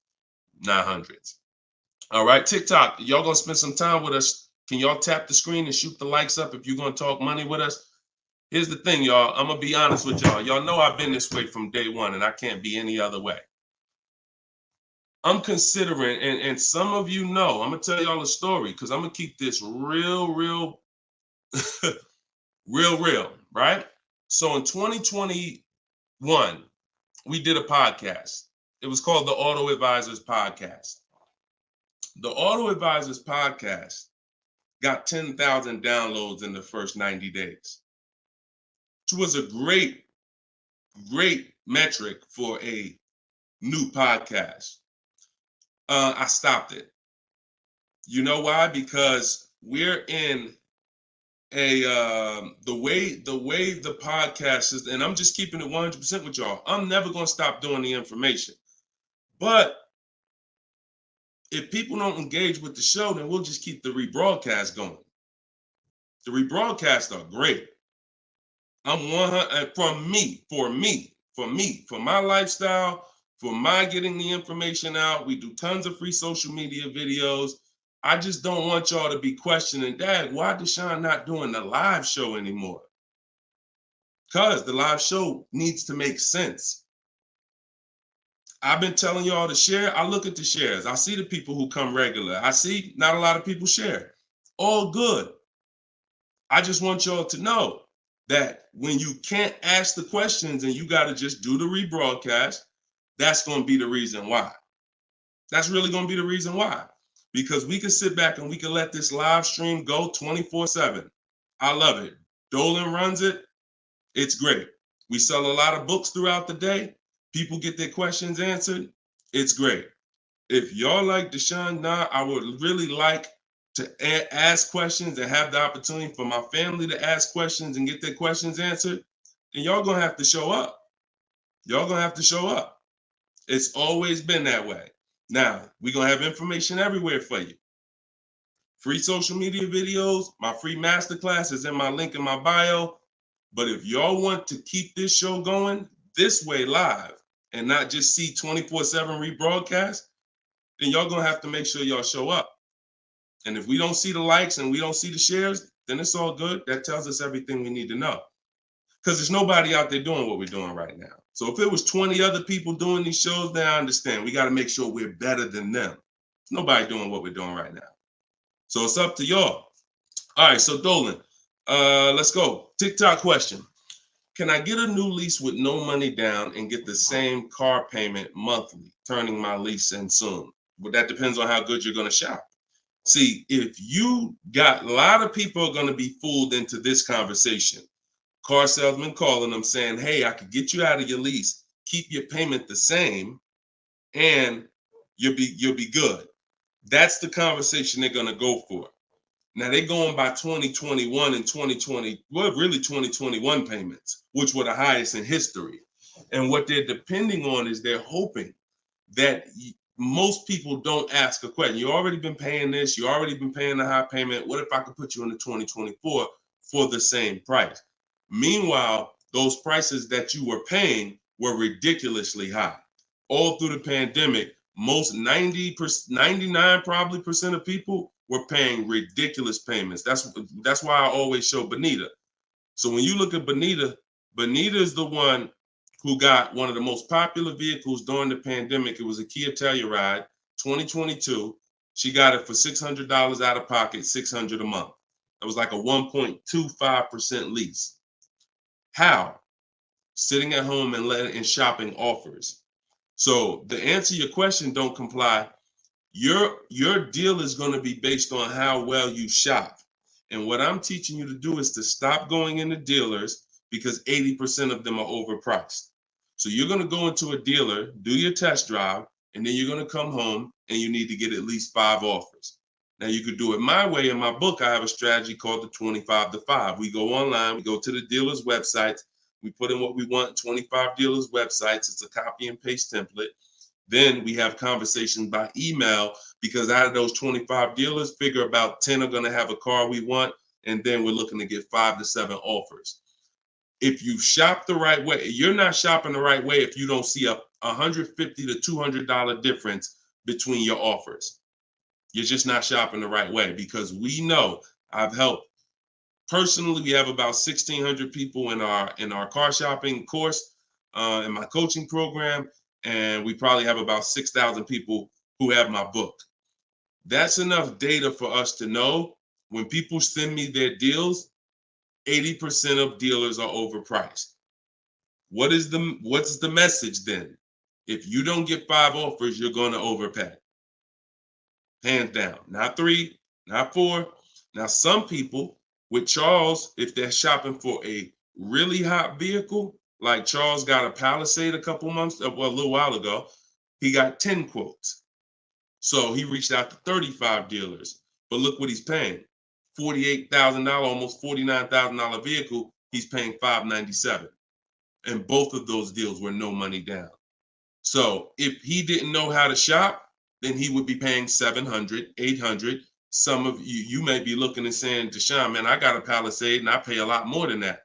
Or, hey, but that's going to depend on how you shop. You must get at least 5 offers if you're truly going to see the bottom of the market, because 80% of dealers, 4 out of 5 are overpriced.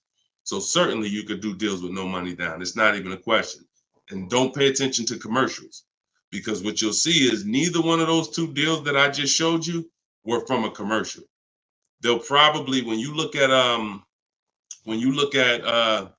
what a commercial says you can lease a Kia Telluride for, especially or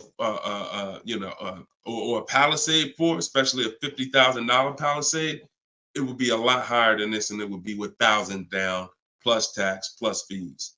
That's why you can't pay attention to commercials. So that's the answer. Don't pay attention to commercials and get at least 5 to 7 offers. If you do it my way, it's quick. Takes about 20 minutes to contact all the dealers, and then you're using my email templates. Because what you got here, this is very important, you guys that are going to have conversations with dealers by email. You must know how to keep the conversation on your terms.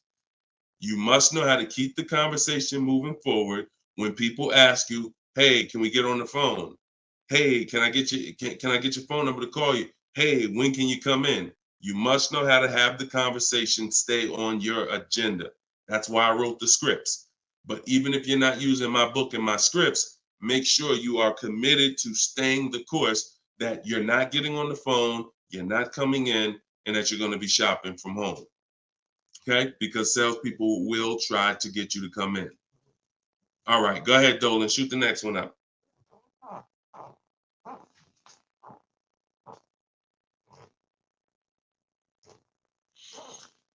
Okay. Hi, the dealer wants to run my credit card. I just watched one of your videos and you said don't let them do that. They want to run your credit card for what? Let's give Bless the chance to type. Are you purchasing something?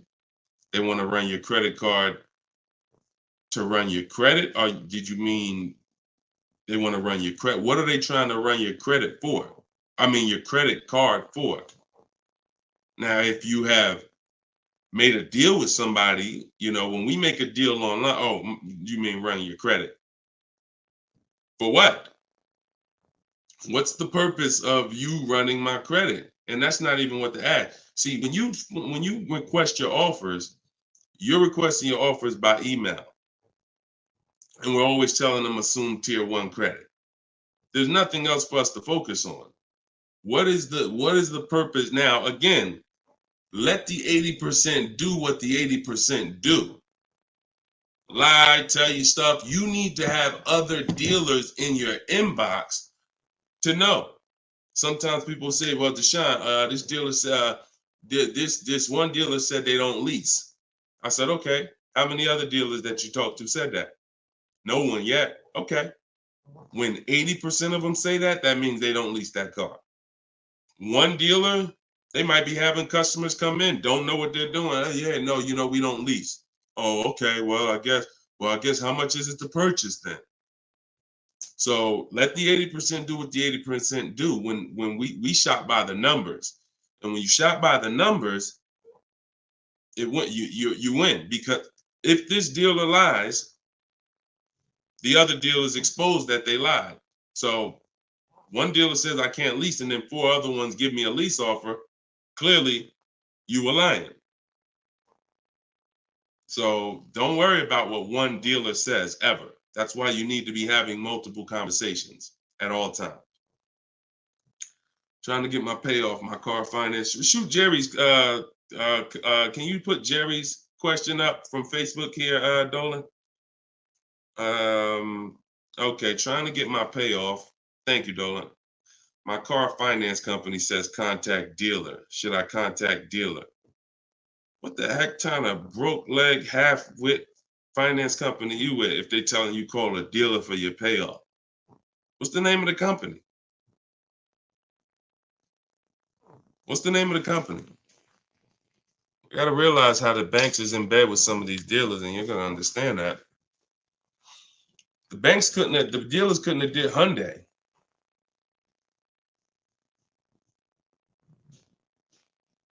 Why would they tell you contact the dealer for your payoff? Scumbag. I would call and speak to somebody else. The dealer has nothing to do with the car. If you don't pay that Hyundai, you don't pay your payment for 3 months, is the dealer coming to get the car, or is Hyundai coming to get the car? No, forget about the dealer. The dealer is just a franchise. They're there to sell you the car and put the deal together. Once you drive off, it's between you and the bank. It's between you and the leasing company. So why would the bank be telling you to go to the dealer? It's kind of like they're sending you, all right, so if you're calling for your payoff and the dealer says, oh, well, I'm going to charge you this much and this much and this much, because people will try to get their payoff, or people tried to buy their leases out, which is a terrible idea in most cases, but people were doing it and dealers were charging them a lot of money on top of their payoff, charging them fees on top of the payoff to buy their own lease. So I would call Hyundai and I'd ask for somebody else. I literally try to escalate that. Can I speak to a manager?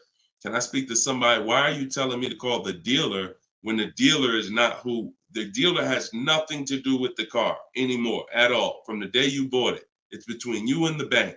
You're the one that I owe. Why can't you tell me my payoff? And I would speak to somebody until I can get somebody on the phone who can give me an intelligent answer. That's ridiculous. That's ridiculous. TikTok quiet today. Y'all quiet on TikTok, boy. What's going on? Are y'all gonna send questions in? Let's keep them coming from Instagram then. TikTok, y'all usually be the ones sending the most questions. Let's go. What's up, Ron? What's up, James? Let's go. Type in your questions if you want. Let's go. We'll be here for about an hour. Deshone got the ebook. Sent email templates out, got responses, perfect. Using the counter offer calculator, perfect. And they usually, and they either stop communicating or say I have to come in to do any further negotiations. We have scripts for that. We have scripts for that. No, none of the other dealers I speak to have said that. Just go to the script. Every single thing is a script because I know what they're going to say. I had to use those same templates. So always keep the conversation. When you make the last counter offer, it's always a question. That counter offer is a question. So now when they come back and say anything, you look for the script that replies to that and keep the conversation moving forward. You know, once you send the counter offers, now you're just getting to the point where you're trying to see who's the best one. That's it. The counter offer calculator makes counters based on the best offer. So whatever that best offer is, it counters everyone. See, and they may stop communicating because they're already high. So if somebody gives me a 1.1% lease and other people give me a 1.4, 1.5, 1.6, when I counter, I'm countering based on the 1.1. Because once one dealer gives me that type of discount, I know that y'all just choosing not to. That's why if they say, how'd you come up with that number? The script is always, it's a little bit lower than my best offer I have already. So they know you can act like this is the bottom price that you have, but we already have the best offer here. That's why we always put in the offers, and the counter offer calculator creates the counter offer based on the best offer. I don't care if none of y'all reply anymore because y'all already showed me y'all are overpriced. So I'm gonna let you know that based on my counter offer, I know this deal could be done. And if the lowest offer, which may happen, says, look, I don't have no more room, I gave you the best, and I snatched that offer. As long as you got 5, then that's really the bottom. And that's the purpose of the counter offer, is to make sure before you close the deal, you have made a counter to make sure you know where the bottom is. But don't let them respond. Forget it. They probably, oh, he made this low offer. You know you could do that deal, but that's all right. I'll get the car from your competition. All good. All good. All right, next question, Dolan. All right. All right. That might not have any other questions. I have an isolated event. Car was totaled. Check getting cut this week. Can I pay to speak with you 30, 60 minutes for the single purchase? No. No offense. I've been helping groups. You gotta understand, y'all. Look, I have been helping groups buy cars. Look, let me show y'all something, okay? And I'm saying this so y'all understand, right? Since 2021, this is my private group right here. All right. This is my private group. We have 1,400 people in the group. Now, not everybody who joins us in Maps Academy joins the group, because some people just don't come to Facebook. They'll come on my Zoom coaching calls. But this is how I help people one-on-one. Not even one-on-one. This is how, when you see, can everybody see this? I just want to make sure everybody can see this. This is how I work with people. If you're getting my book, you got my book, you got my strategies. This is what we've been doing. Look at the dates. Look at the dates on these cards. All recent. So I don't work with it. It makes no sense for me to work with somebody one-on-one. I don't have to. The people who have been in my group since 2021, we get to the deals, because there's no situation that you're in that's a special situation. I guarantee you that. It doesn't matter. I've had thousands of scenarios. Nothing that you have is special where it requires this special process. Your car got totaled, you need a car, you're going to follow the 7 steps. That's not going to change. If you don't have a car, you can skip the equity assessment. The rest of the 7 steps apply. It doesn't matter. You think you need a special plan. No, you need a plan. And that's the plan that I have in my book or in my group or what I'm answering here. So you can feel free to ask your question. But your situation, this is very common. There's probably 1 million people around the country in your situation right now. Car was totaled, need a car. Common, very common. I know it's like overwhelming for you, not for me though. Super common. Okay, yeah, check your spam, Jerry. Check your spam or your junk folder. All right, Troop Tip. You see that question from Troop Tep on TikTok, Dolan? Unless you got something before that. All right, another one from Instagram. I'm looking to get an electric vehicle, and I'm not one to keep cars. I'm interested in getting a lease, but don't really know how the process works. You must get bids. You must get multiple offers, or you're going to overpay. Electric cars, doesn't matter. Same process. Bid, exotic cars. When you look at, Sean's getting an electric truck. He probably got it already. But he sent me this message, and he was looking at a $73,000 F-150 Lightning. He ended up getting $20,000 off the truck. Now he's buying it. He's not leasing it. So, Taupe had an electric BMW lease. She got a BMW i4 e-drive, $54,000. She got her bids. She ended up saving $8,500 total with the rebates and the discount. She's paying $690 a month for a $54,000 vehicle. So these deals that you're seeing, these are real deals. These are below market deals.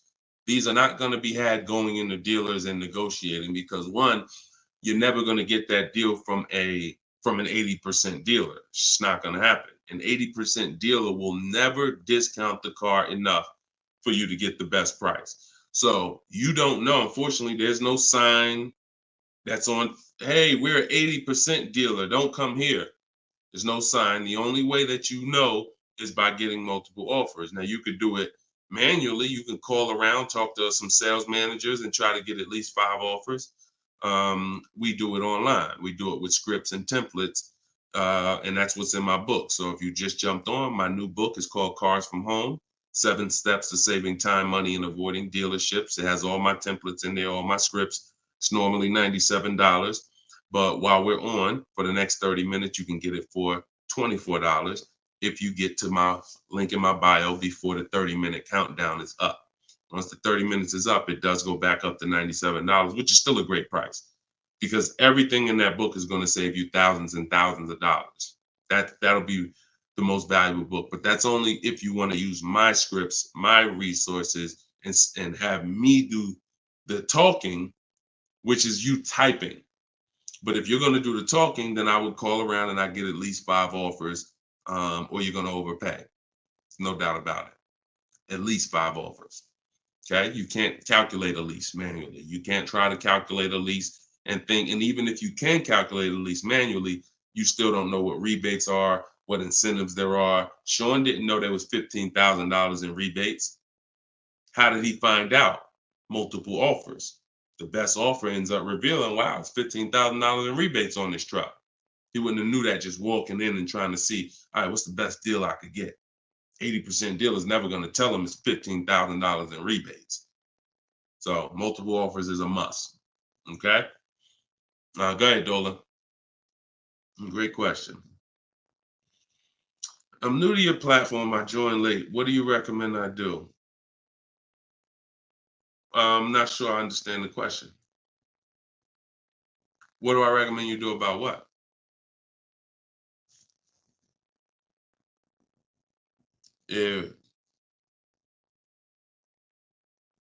Yeah, Troop Tap. Send a follow-up question to that because I don't really know what you mean by that. What are you're new to my platform? Are you talking about this show? Just be a little bit more specific with your question. Let's see if we can get you an answer. Swagger at Instagram says, I have an S550, still owe 40 grand. I plan on paying it off by summer 2025. Should I trade it for an S63? Run a race and start another race. The whole nother race. So you buy a whole car, spend years to pay it off, throw tens of thousands of dollars at it, pay it off, and then go trade it again and do the same thing over and over again. Next time with a higher price car that you will throw more money at. This is the problem. You don't understand leasing. That's the problem. See, there's no way to make that make sense.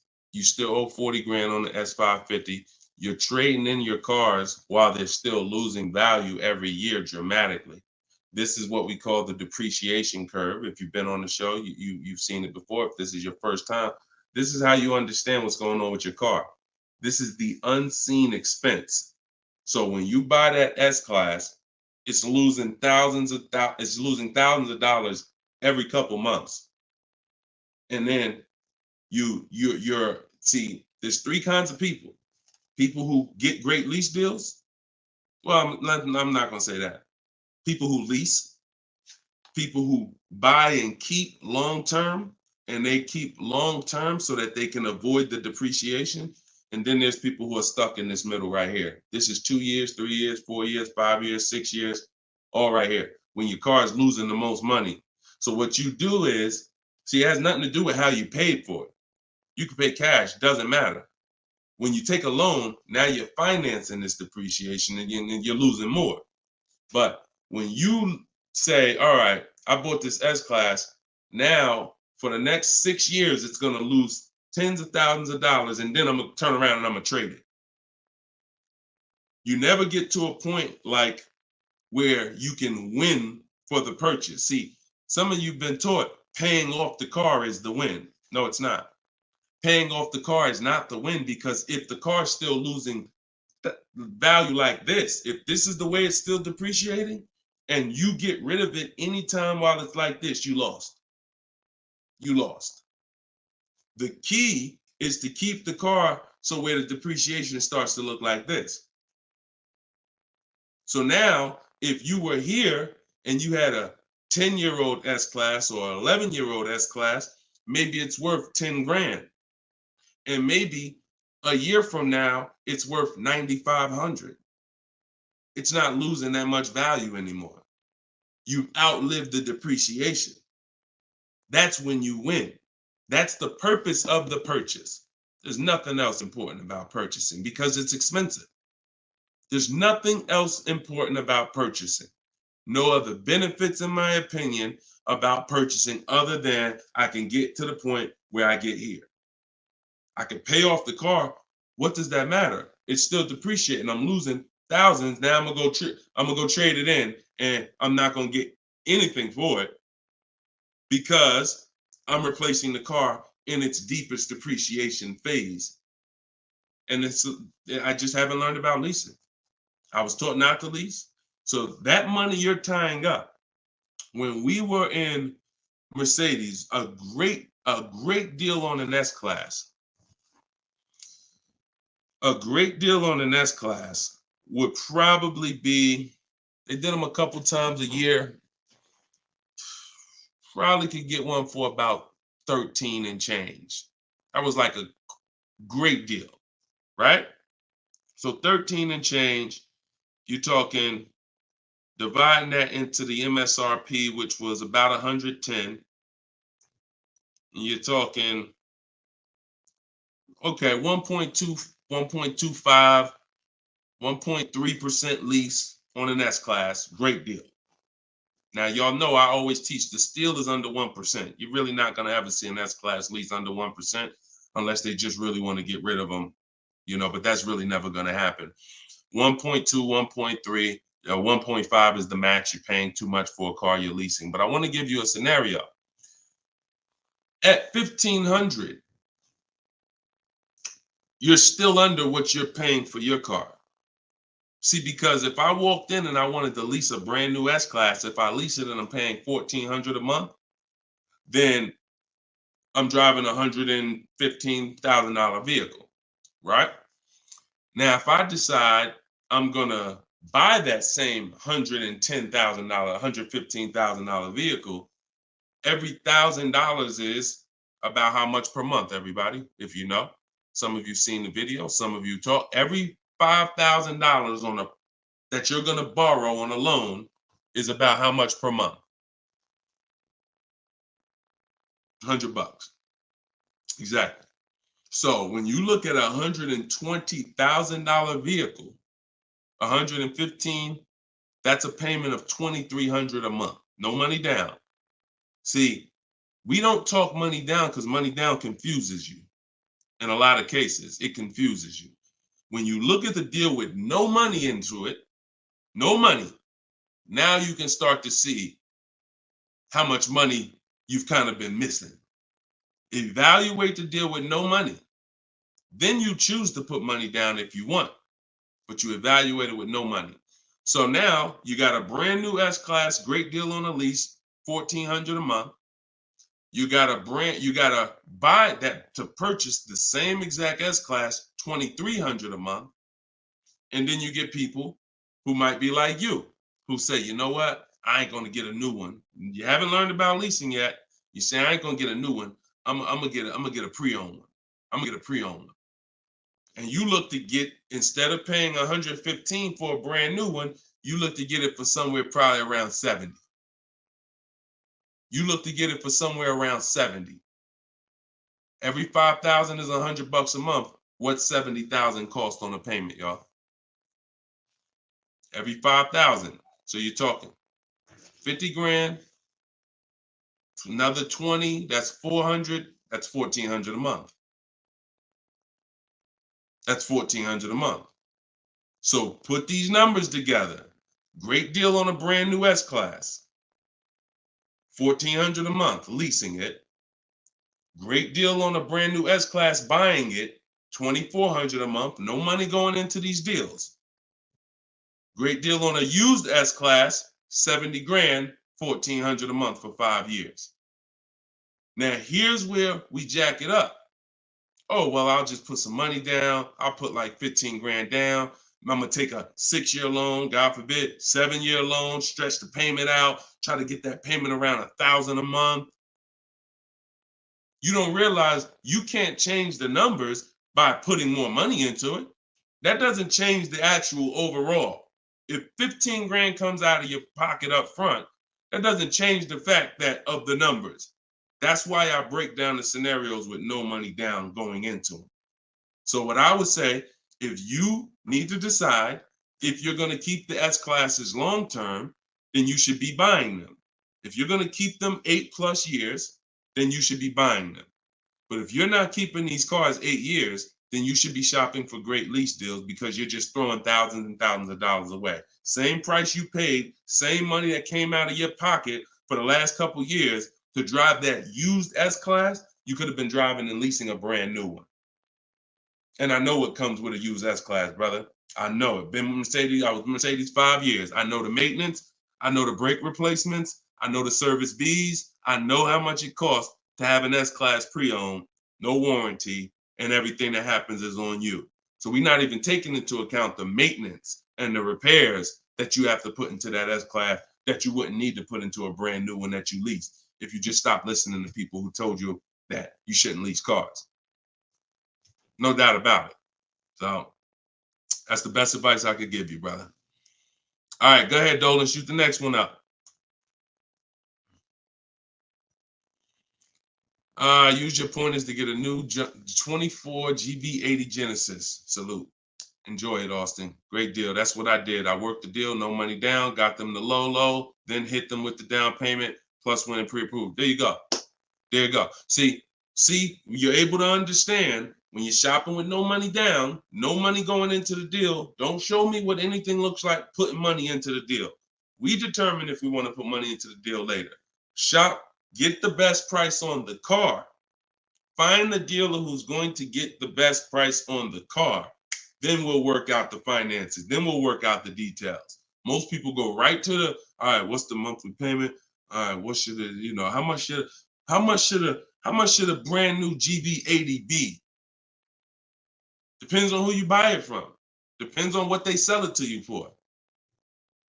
First things first, we got to find a dealer that's going to sell us the car for the lowest price. Good job, Austin. Congratulations, man. GV80 is a nice vehicle. Enjoy it. How much should CPO normally charge? How much should certified pre-owned normally be charged for Genesis G70? You haven't seen enough of them. So if I'm looking at a used, so example, I got a 2020 Infinity truck that I got year and a half ago. If I went in wondering how much it should cost without knowing, then the market's going to tell me. Now our goal is to get below market deals. So whenever we're getting below market deals, we are always we need to know what the market is first. You can't get below market deals if you don't know what the market is. So when we're getting offers on new cars, it's easy because we can see what the market is with all the offers we get. We get 5 offers, we get 7 offers, we can see what the market is. And we can see the low side of the market, we can see the high side. You got to do the same thing with used cars. And you go on every marketplace, we use 8 of them. We use cars.com, Driveway, Carvana, CarMax. Some people say, oh, CarMax is, if they're, listen, I don't care if CarMax is overpriced 90% of the time.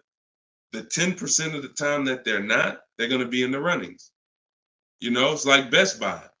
I know Best Buy is going to be overpriced for electronics 90% of the time. But when I needed to get an iPad for my wife, Best Buy had the best price. So if these people need to be in the runnings or you're going to overlook some savings. So yeah, we'll look at, CarMax, Driveway, Carvana, Carfax.com, Cars.com, Auto Trader, Car Gurus, eBay Motors. So we're looking everywhere there used cars. And then we're going to look and we're going to sort by lowest price to highest price to see where the low side of the market is. Then we do our narrowing down. I need to know what the low side of the market is. If it's 24, if it's 4, when I was shopping for my truck, the low side of the market was 30 to 31 to 32. That was the low side of the market. So when I saw it and I narrowed it down based on Carfax. This is how we narrow it down. This is my system. All in my book, all of what I teach, all of my live shows, this is our system. Narrow it down by title history, then service records, then accident history. Then we need to check the original MSRP. Can't get a good deal on a used car without knowing the original MSRP. How you gonna do that? Who's bought a used car in their life? Type the letter U. If you bought a used car in your life, type the letter U in the comments. Anybody who's bought a used car, type the letter U.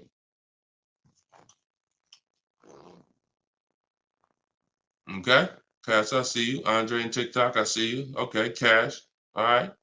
King of Rap, I see you. Okay, if anybody bought a used car, okay. How you get a good deal without knowing what the car was originally? I gotta tell you, I'm the bad news first person. I can lead you to the good news. I gotta tell you the bad news first though. Think about that. How am I buying something used knowing how much I'm saving without knowing the original price of the item? 2 reasons. 1, I need to know the original price to know what real discount I'm getting. 2, I need to know what's in the car.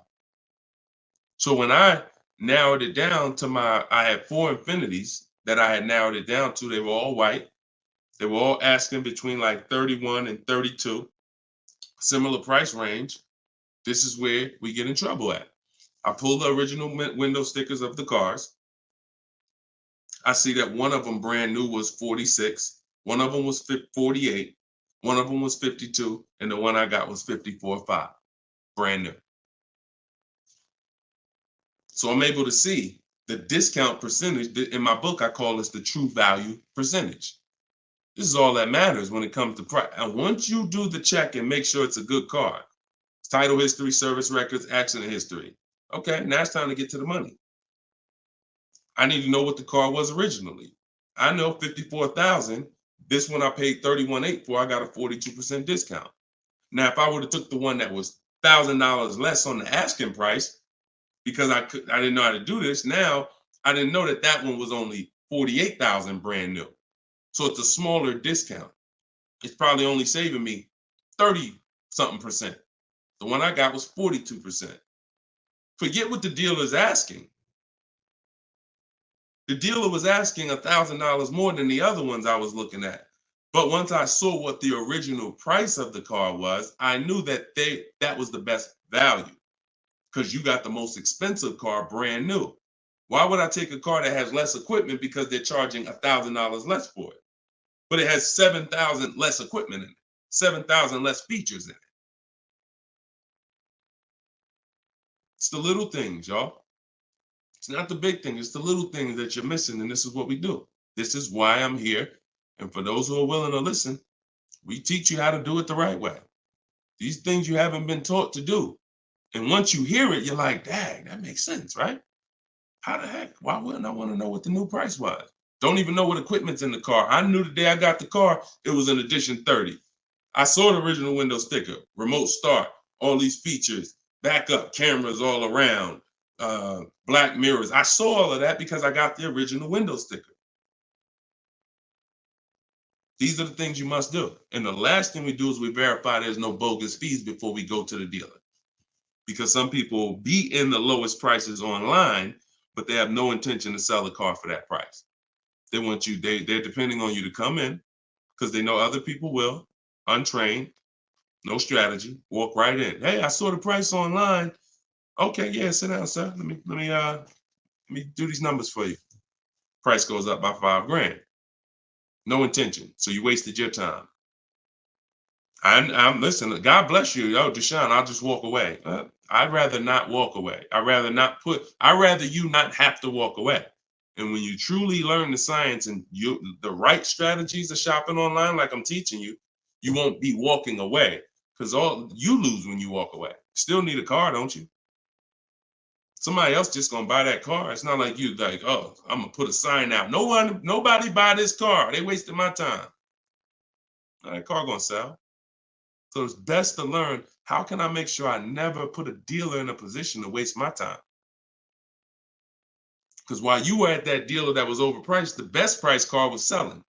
Because the best price cars don't wait online. They 24, 48 hours, they're gone.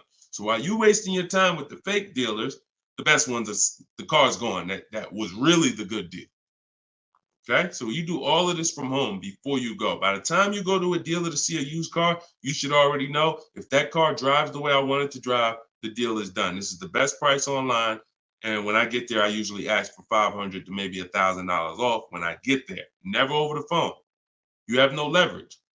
Why would I call a dealer that I know, I've done my research, you got the best price car in the market, and call them and say, hey, could you take off another $1,000? No, there's no leverage there. You make sure there's no bogus fees. Then we go. We're there. We test drive. I like the car. Could you do another 500, 1,000? If they say no, you know they're honest. Hey, I don't have a room. Oh, hey, I just put the car online 2 days ago. Like, I haven't even given it a chance yet. I understand. I'll take it. See, you got to know when a deal is in front of you. And that's the problem. You don't have enough information to know when a deal is in front of you. So you're going to hesitate. And you're going to walk away from a deal because you think, oh, nah, dude don't want a deal, man. I asked him to take off $2,000. You can't take off $2,000. You didn't do your research. Because dealers use a tool called vAuto. They know where their car is priced in the market. vAuto tells them where every similar car is priced at online.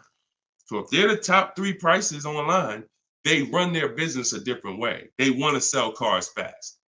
You can't go in thinking you're negotiating with someone who marks their cars up by thousands, who's number 15 on the price list. You walk into the best price deal online and think, yo, I'm asking for $2,000, $3,000 off. Let's go. You don't want to negotiate? No, you got it. And when you do your research, you know where the best price is. And that's what I want you doing. I want you walking in, if you're shopping for a used car, knowing this is the best price car in the market. I verified there's no bogus fees. I'm going to drive it, and then I'll ask for a little money off when I get there. And regardless of the answer, I know I won. They split it with me, I won. They can't do anything more because they're the lowest already, I won. If they accept the offer because they're just like, listen, you drove down, man, let's go, let's get it over with, I won. Either way, I win. That's the name of the game. Thanks, Austin. I appreciate you, man. Go ahead, Dolan. Next question. Okay. Casa Day, could y'all keep, if y'all gonna spend some time with us on TikTok, can y'all tap the screen and just run the likes up for us so we can get TikTok, so we can make sure TikTok knows we're doing something big over here. They can send some more people over. Appreciate y'all. Yep. Thank y'all. I see them running up. Thank y'all. Every couple minutes, y'all just tap the screen. It just helps the broadcast. We appreciate you. This is from Facebook. Casa de Cel. Hi, I'm paying off a Land Rover. Blue Book says its trade-in is $40,000. That's garbage. So throw that out the window. Blue Book is trash. Blue Book is a marketing website. They don't buy cars. And so what you want to do is you want to get a real number, which is an offer. Your car is not worth what an algorithm says it's worth. Your car is worth what someone's willing to pay you for it today. So you want to go, this is part of our process. We call it equity assessment. There's 7 steps in my book. Once you decide leasing versus buying, that's step 1. Most important question is, am I going to lease or buy? Because you can't get a good deal on a purchase if you should have leased. No way. If you were supposed to lease because you don't keep your cars 8 years, but you bought, you have a horrible deal. You're going to lose it depends on the price of the car. You'll lose over 10,000 on a higher price car. You probably lose 4, 5, 6 grand on a lower price car, at least 4 grand, 5 grand. So that's step 1. Now, once you decide that, we move to step 2, which is the equity assessment. Equity assessment is any vehicle we have, we need to assess if there is equity in it or what the equity is. And it's based on offers.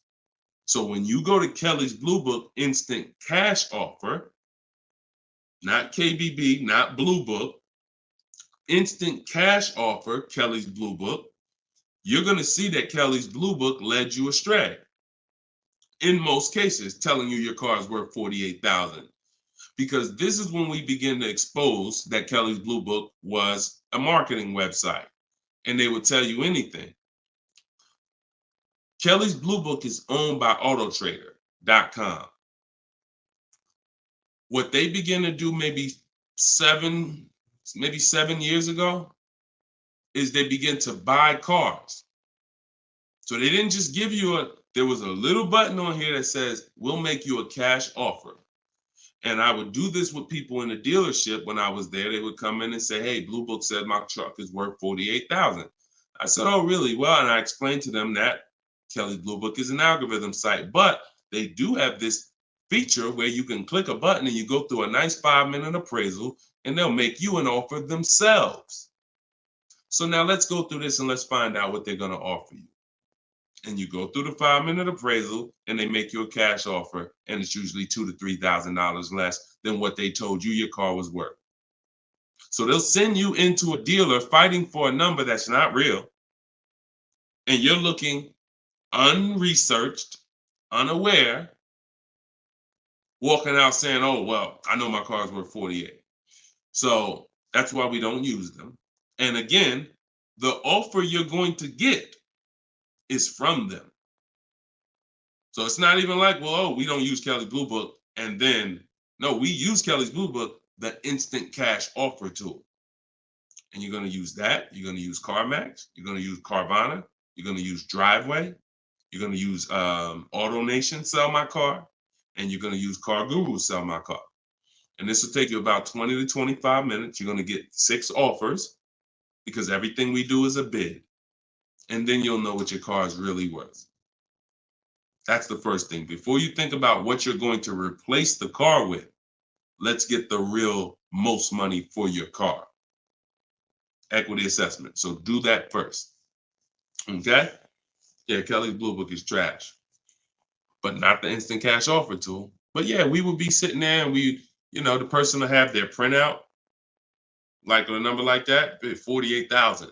And then we go right through it and they're like, oh, wait, now they only offer me 45. Yeah, right?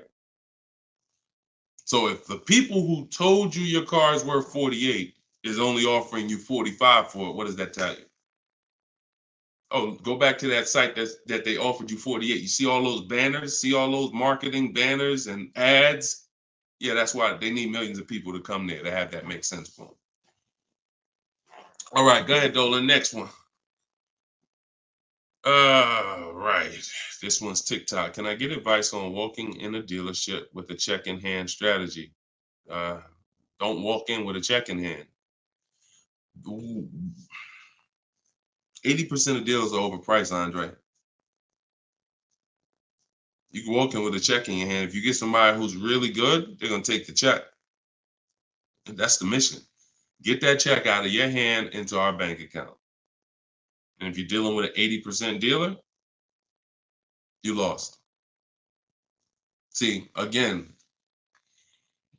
I'm giving you boundaries so that you can understand. If you break the boundaries, if you choose to go over the boundaries, that's fine. But I've been doing this for a very long time, and everybody that knows me, everyone that's close to me, be it here in New Jersey or be it in my group, they know that I'm the person who helps you save the money on cars. I would put my money against anybody that I'll get a better deal than you. Now, if you're shopping, I wouldn't put my money against any of my people who learn from me. Anybody that learns from me, I wouldn't bet that I could get a better deal than them. If we got the same time frame, we're gonna get about the same deal. But somebody who has no strategy, just shopping, going into dealers, I'll put any amount of money. I bet you $1,000 today that I get a better deal than you without even leaving my house. So I want you to be in that position because you don't know who you're dealing with. If you're in an 80% dealer, they knock off $3,000 for you, $5,000. You think you won? Look,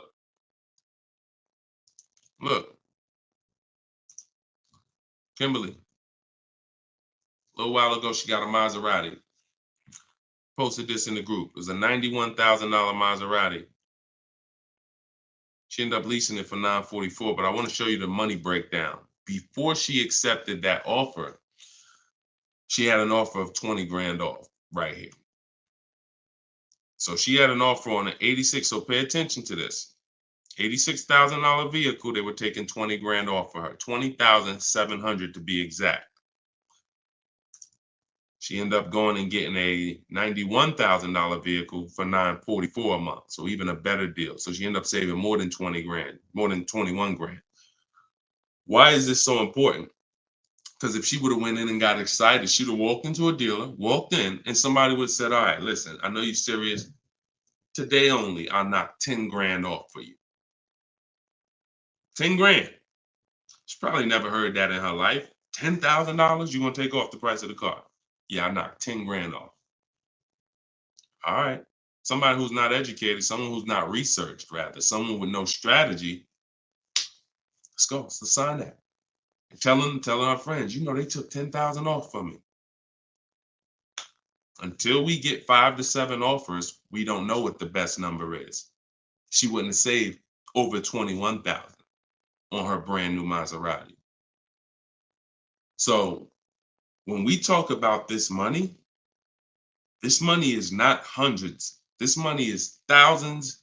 Some of you, if you're buying luxury cars, tens of thousands, 5-figure deals that you are going to just leave on the table. Going in, that's some 1990 joint. Oh, walk in, check in hand. Yo, I got a check. Who wants to sell me a car? 1990. You're doing the same things that someone in 1990 did. Let that sink in. So what do? You stay home, you get offers from home. Now, all of you who are like, Deshone, I want to do it your way. I don't want to have to figure this out. Give me the roadmap. That's my new digital book, Cars from Home, 7 Steps to Saving Time, Money, and Avoiding Dealerships. All my scripts are in there. My strategies for leases, my strategies for purchases, my strategies for used cars, the bank bidding war, where we make banks and credit unions bid for our loan. We guarantee all the money that we want to guarantee that there was not a dime that we could have saved when we make our car deal. And the only way that's going to happen is through bids. When I sell my car, not trade it, I get bids. When I buy my car, I get bids. When I get my loan, I get bids. You walk in with that check, man, that check won't be in your hand very long. So everybody can get the book for 75% off. It's normally $97. But in my TikTok bio, click the link in my TikTok bio. You won't leave the broadcast, so you could actually come and catch the last couple minutes of the broadcast. But go there as long as you get there before the timer. It's 30 minutes. Once the timer hits 0, it's back up to $97. And if you're on Facebook or if you're on YouTube, we got a link in the comments section for you. If you're watching us on a television, then you can use your camera and you can scan the QR code and it'll take you there. Get your book for 75% off, and you'll have these strategies for the rest of your life. And I also update that book. Some people say, man, is the book available in print? There's too many things that change. I change scripts. I change templates I use, websites change, Vroom went out of business. I need a digital book. I can update the master file so that way you open this book a year from now and it's updated. So you'll see some of you got it 2 months ago and you open it today and you're like, wait, I see something a little different. Yeah, because I update the book regularly. So get your copy before. And even if it goes back up to $97 and you miss the welcome offer, what are you going to save? What do you really think? How much money do you think you're going to save using my stuff? That's what you should be holding me accountable to. I'm going to get Deshone's book, and I want to save the same amount of money Deshone would have saved on this deal. And when you see these people, Bonita, when you see Kimberly, when you see Sean, when you see Eddie, all these people I share throughout the shows, they're getting the same deals that I would have gotten. But they were just like you. They weren't in the car business 14 years. Frina, she just got this Jeep a little while ago. Look, 2024 Jeep Grand Cherokee. Look, $65,000 MSRP, $579 a month, 0.88% lease deal. I use all the scripts, contacted the dealer, I followed the program, used the scripts, contacted the dealer, sealed the deal. We're in a different world. So you either gonna come over to our world or you're gonna stay in your world. And your world is painful and expensive. Painful and expensive.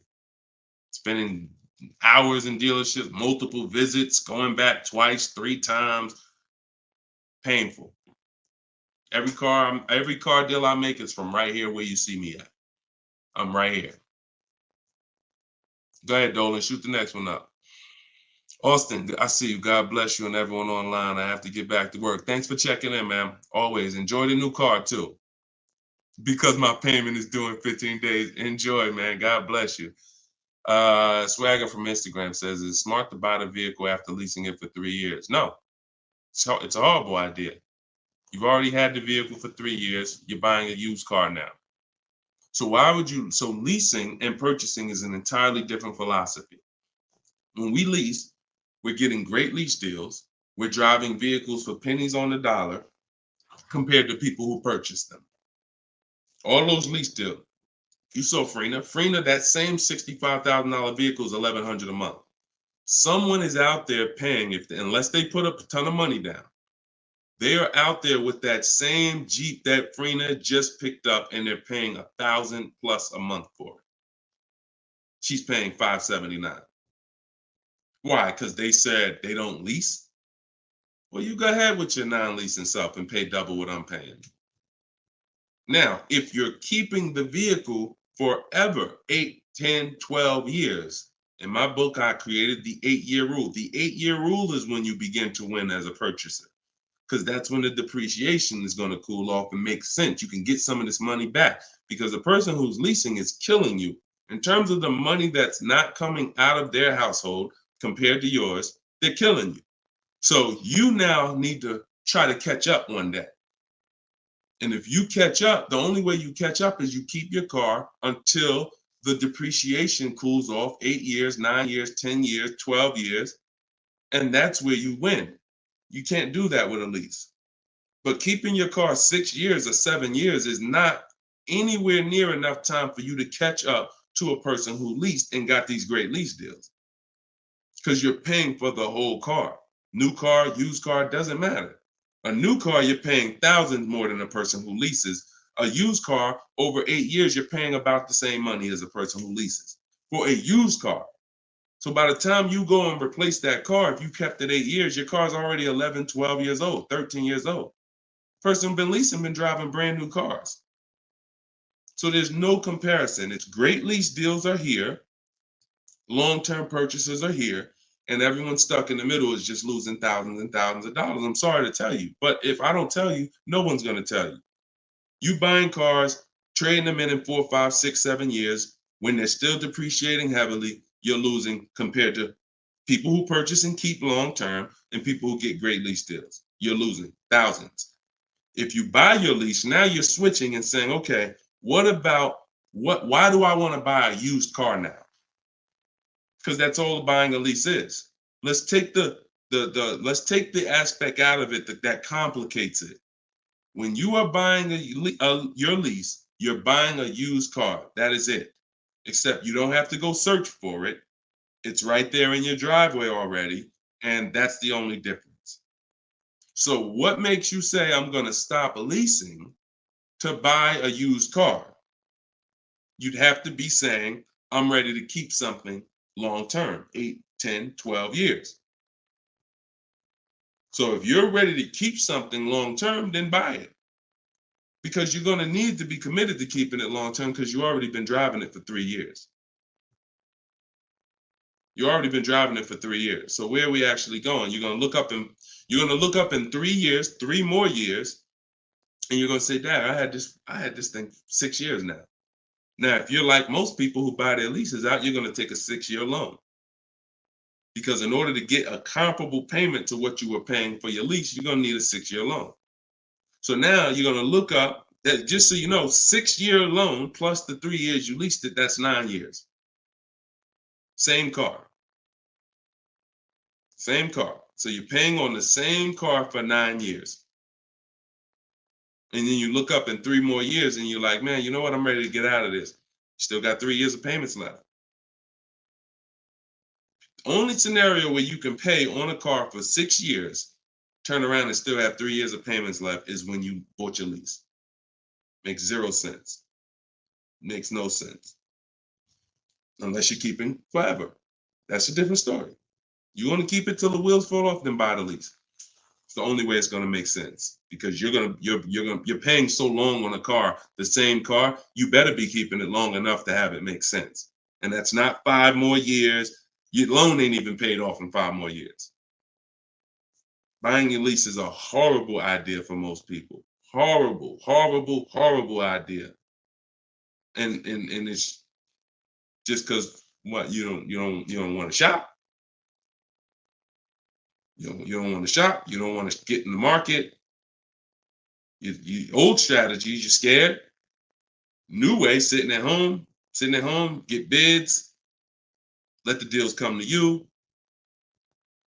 Because that's what I see. I saw tons of people buy their leases for the last 3 years because they were just scared to shop. Oh, it's not now here. I don't want to. We've been making deals since the pandemic. Deals been out here for people who shop and know how to get deals. So unless you're changing your whole philosophy, I'm stressing to you how bad buying your lease is. All right. This one's Instagram. If I'm searching for a car, but I want a specific trim, should I search the entire market for only that car and the trim level I'm looking for? If I want a specific trim, that's the reason why I use the 25 to 5. 25 to 5 strategy in my book is what we do for new cars and leases. Because when you walk into 2 dealers, it's another reason about not shopping this limited way anymore.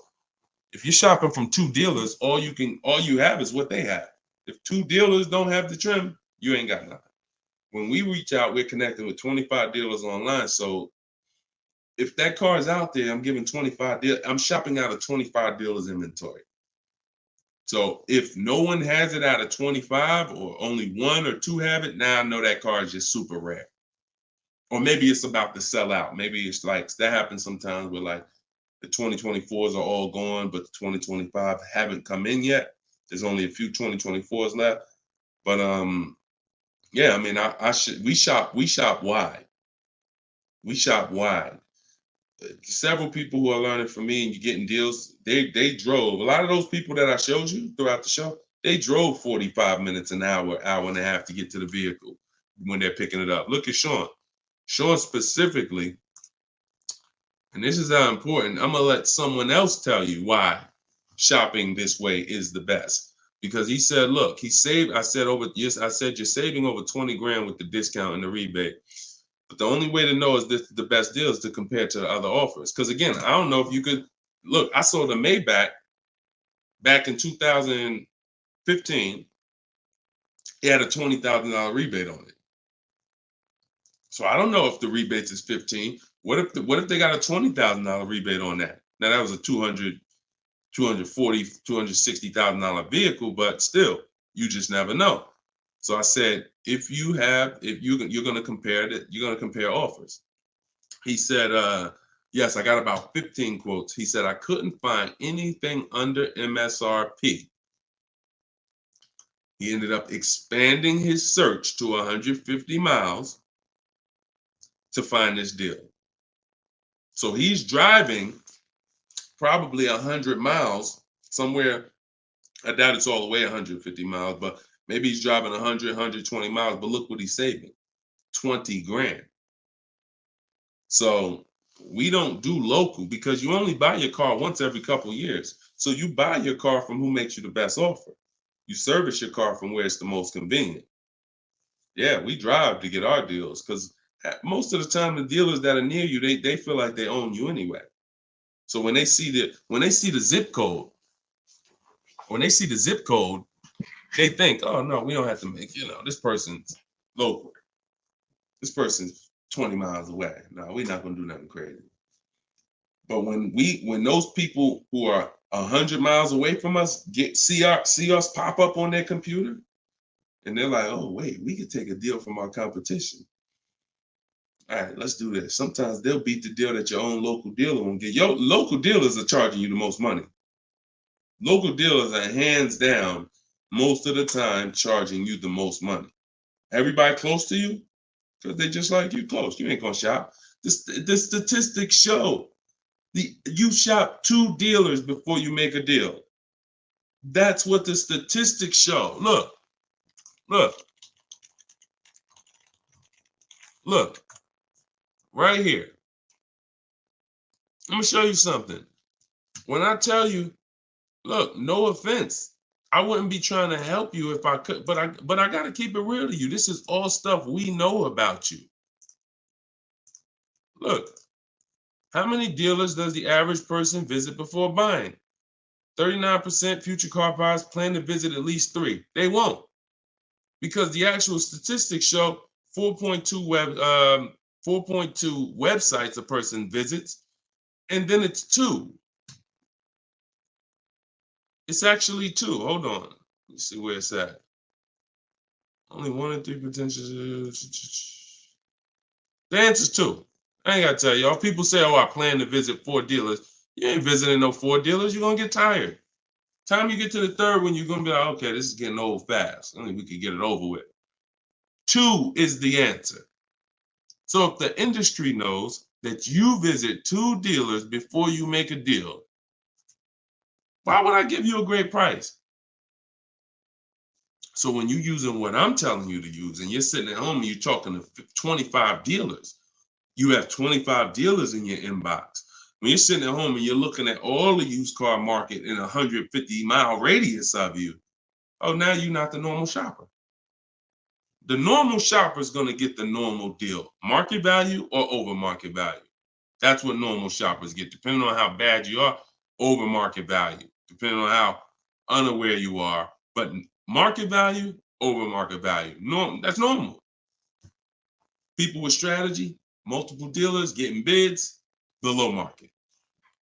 That's the difference. We shop wide. This local is dead to us. Local is dead to us, and it should be dead to you. I want you to kill it. All right? Kill that whole mindset. I don't need to buy my car locally. I'll drive into the next state. I remember Shonda last year, California, she bought a Volvo, and she said to Sean, she's in our group, she said, everybody in Northern California, she said, my best deal, I think she was saving like $3 grand off MSRP. And she's like, but it's a dealer in Southern California, though, that's taking like $6 grand off of me with my Costco rebate. I said, okay, what you gonna do? She said, I just bought a plane ticket, $79. I said, there you go. That's what I would have did. That's a sweet plane ride. I'm taking a plane, $79 to save 3 more grand than my local dealer was gonna give me up here. Sweet plane ride. So local's dead to us. We go where the money is, and we enjoy that ride home. Nothing like driving home for an hour knowing you just saved a ton of money. So that's it, y'all. We've been on for about an hour and 15 minutes. We like to keep these shows right around there. In my bio, I do have the link to when I'm going to be live next. So I'll make sure that, as long as we keep doing these live shows, again, it's going to be up to you guys. If you guys continue to show up, if you guys continue to tell your friends, then we'll keep doing the shows. But if not, we can certainly do the broadcast, because the broadcast, people get value out of them. So we've seen it, for the last 3-4 weeks since we've been testing this, we've seen people get value out of the rebroadcast. So what's the point in Deshone coming live regularly if people are going to sit and watch the rebroadcast? So, but if y'all going to tell people when we live and bring people and share, then certainly we'll keep the live shows going. But the entire show is sponsored by my new digital book, Cars from Home. So if you want everything I teach in one place, you got it right there. We don't hold back on this show. We don't hold back in my social media videos. That's why they're, thank God, continuing to be seen by millions of people. But that's for different types of people too. So whenever you're navigating all my social media videos and you're trying to piece it together, some stuff is in there for high mileage drivers. Some stuff is in there for used cars. Some stuff's in there for leasing. Some stuff's in there for negotiation. Some stuff's in there for how to format your deal. So you're trying to piece all this stuff together. If you say, Deshone, I want this all in one spot, step by step, that's my new digital book, Cars from Home, 7 Steps to Saving Time, Money, and Avoiding Dealerships. And you can get it for 75% off in my TikTok bio, in my Instagram bio, or in the comment section on Facebook and YouTube. Also in my bio is a link, and we'll put one in there in the comment section as well, is a link to my masterclass that I did. It's called Everything You're Doing Wrong Buying, Selling, and Leasing Cars. So that's an on-demand class. You'll need about an hour. We go very deep on leasing versus buying there with scenarios. And I go over 23 mistakes that most of you are making. And, if you're going to really save money on your next car and every car, you're going to need to stop making those mistakes. So that is in my TikTok bio and my Instagram bio as well. And you can certainly just get in where you fit in. I make the information available. Get it how you want it. Just get it. All right. I'll see y'all on the next show. God bless you.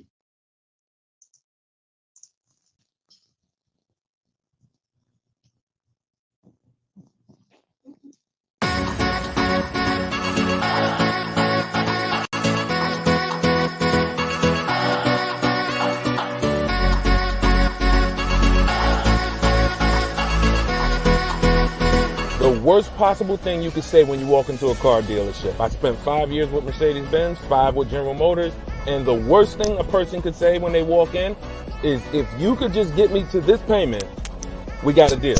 So your loan's probably still like 19, which means you got to pay to get out. You're upside down. It's called negative equity.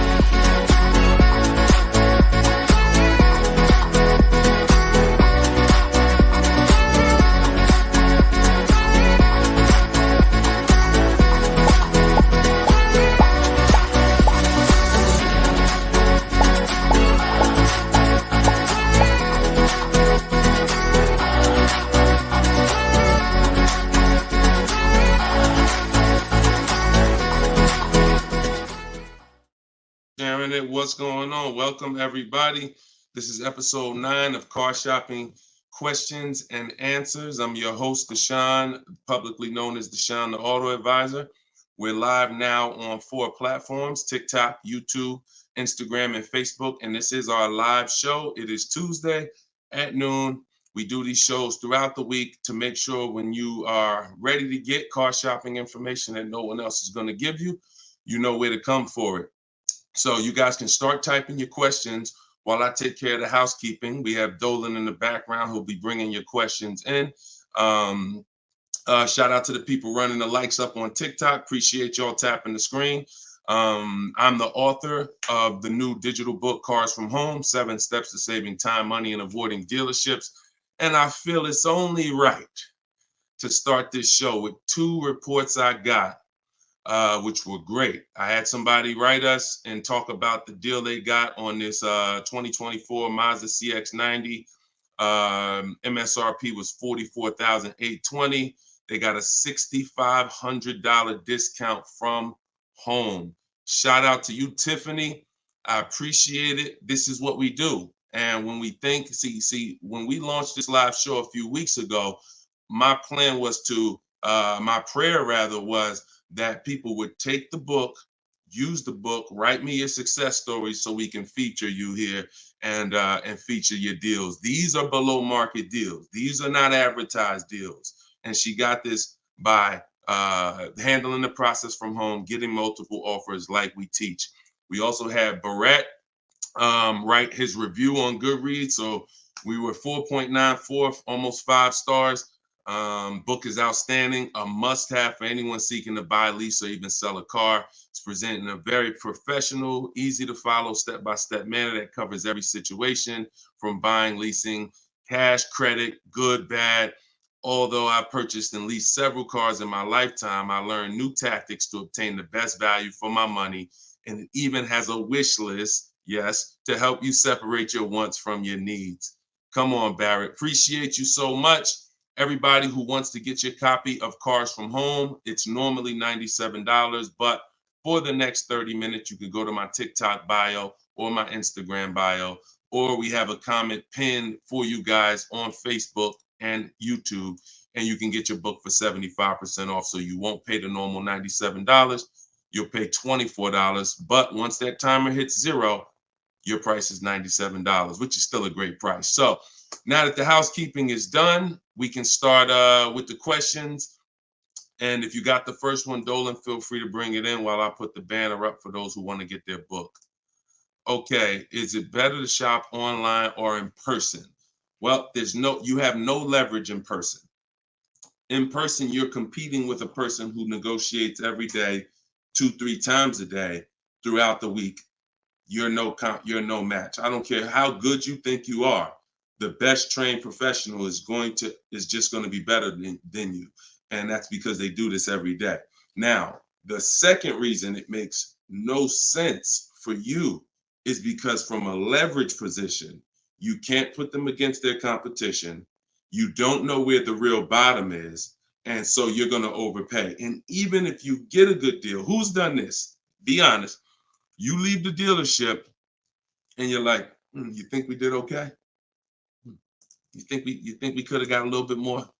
Think we could have got a little bit more off? That's called buyer's remorse.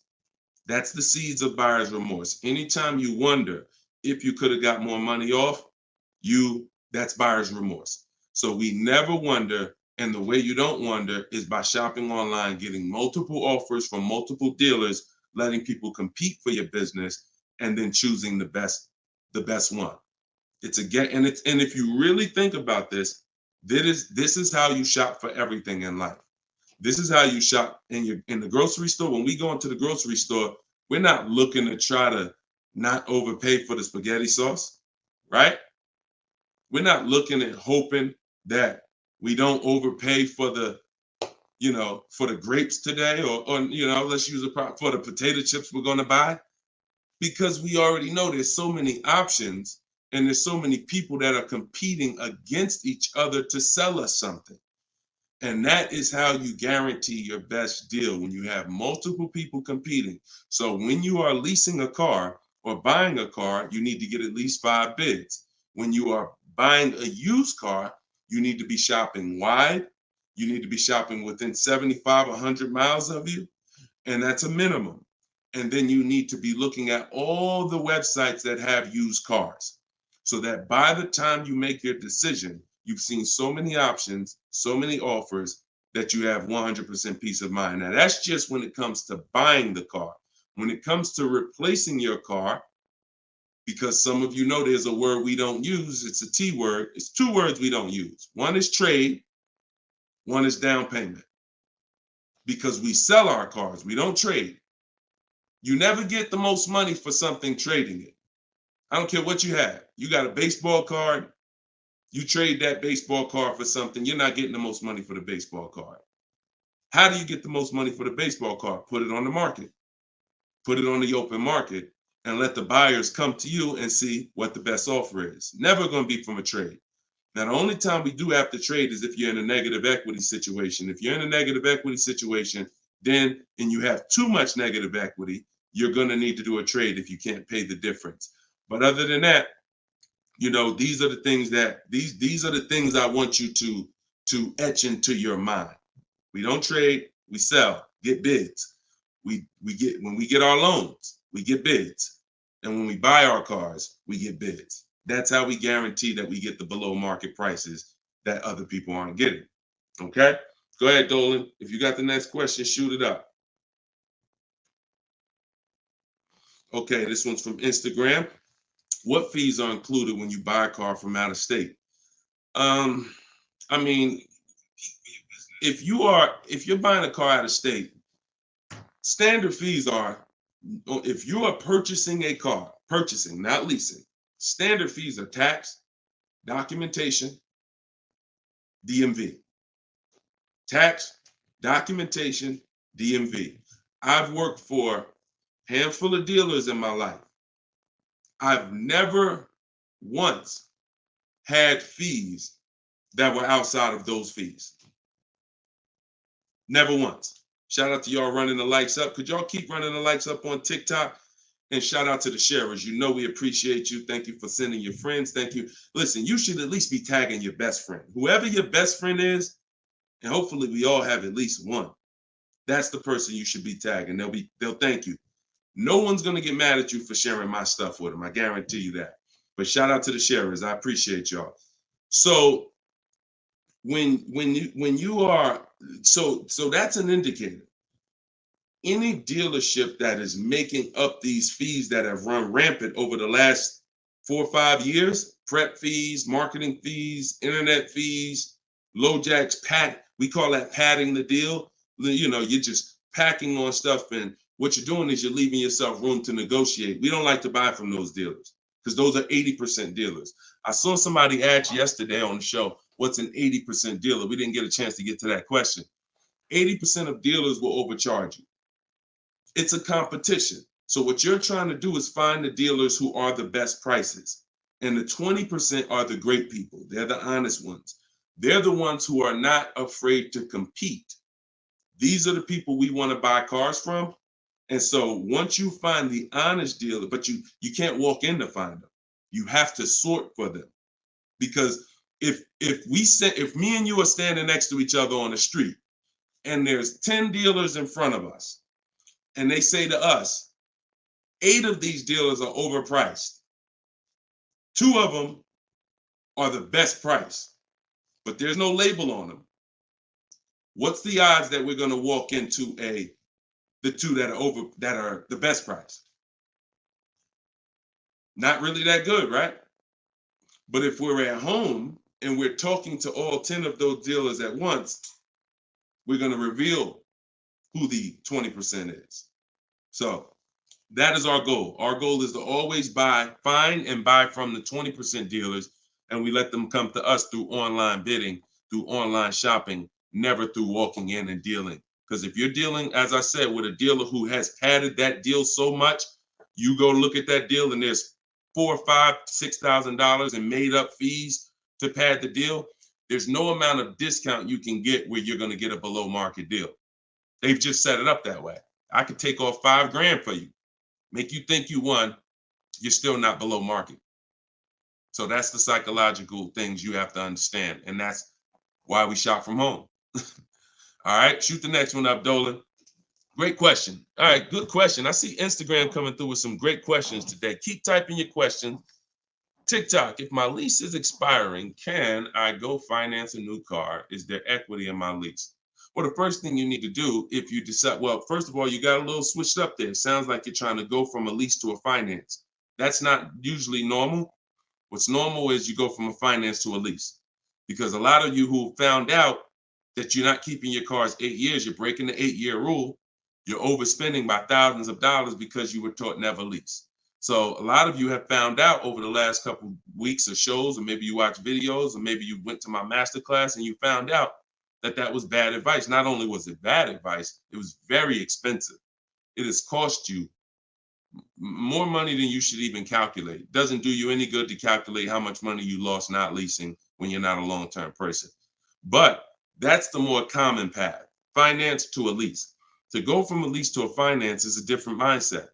You go from getting cars, paying a very small amount to drive brand new cars, and then transitioning to a finance. So first step, my process is 7 steps.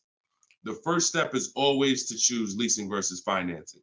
Good. Thank you, Mr. Silva. I appreciate you. Shout out to everybody tagging on TikTok. Appreciate you.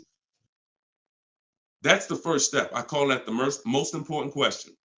So for everybody's on here who's car shopping, if you're car shopping now or you will be in the next 12 months, type me in the comments. Everybody who is car shopping right now, or you're going to be car shopping in the next 12 months, type me in the comments. And I'm going to give you the first word. And I want y'all to always, when you come on this show, be prepared to dialogue. Like, be prepared to dialogue. Have your hand by your keyboard. You're going to learn a lot more engaging in the dialogue than you will sitting back and just listening. Active learners learn better than passive learners. Okay? So now, all of you who said me, I want you to ask yourself, how many years are you keeping the next car? Because this is the lease versus finance question. This is the lease versus buy. I'm not going to say finance because some of you are going to pay cash. This is the lease versus buy question.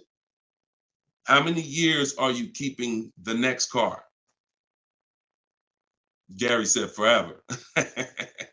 Okay, there we go. So that's a good indicator till the wheels fall off, Joseph on Instagram. I see you. Okay, here's the question. 72 months. Okay, that's 6 years. You shouldn't be buying, Frankie.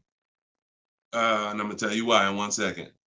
As long as it lasts. Now, when you want to try to get a little bit more specific than that, because sometimes you'll buy a bad car. It only lasts 5 years, where if we know we're going to keep this thing long term, we want to make sure we buy a car that's a quality car. That's what we want to make sure that we do. Buy a car that's a quality car. All right. So let's do, okay. So all of you, if your answer, I see you, Andrew, you 6, I see Teresa 10. Okay. Now, here's the rule. I call this the 8-year rule. The 8-year rule is based on when cars lose the most money. So it's not based on, see, some of you have been taught you pay off your car, get the title, do whatever you want. You want to trade it in, do what you want.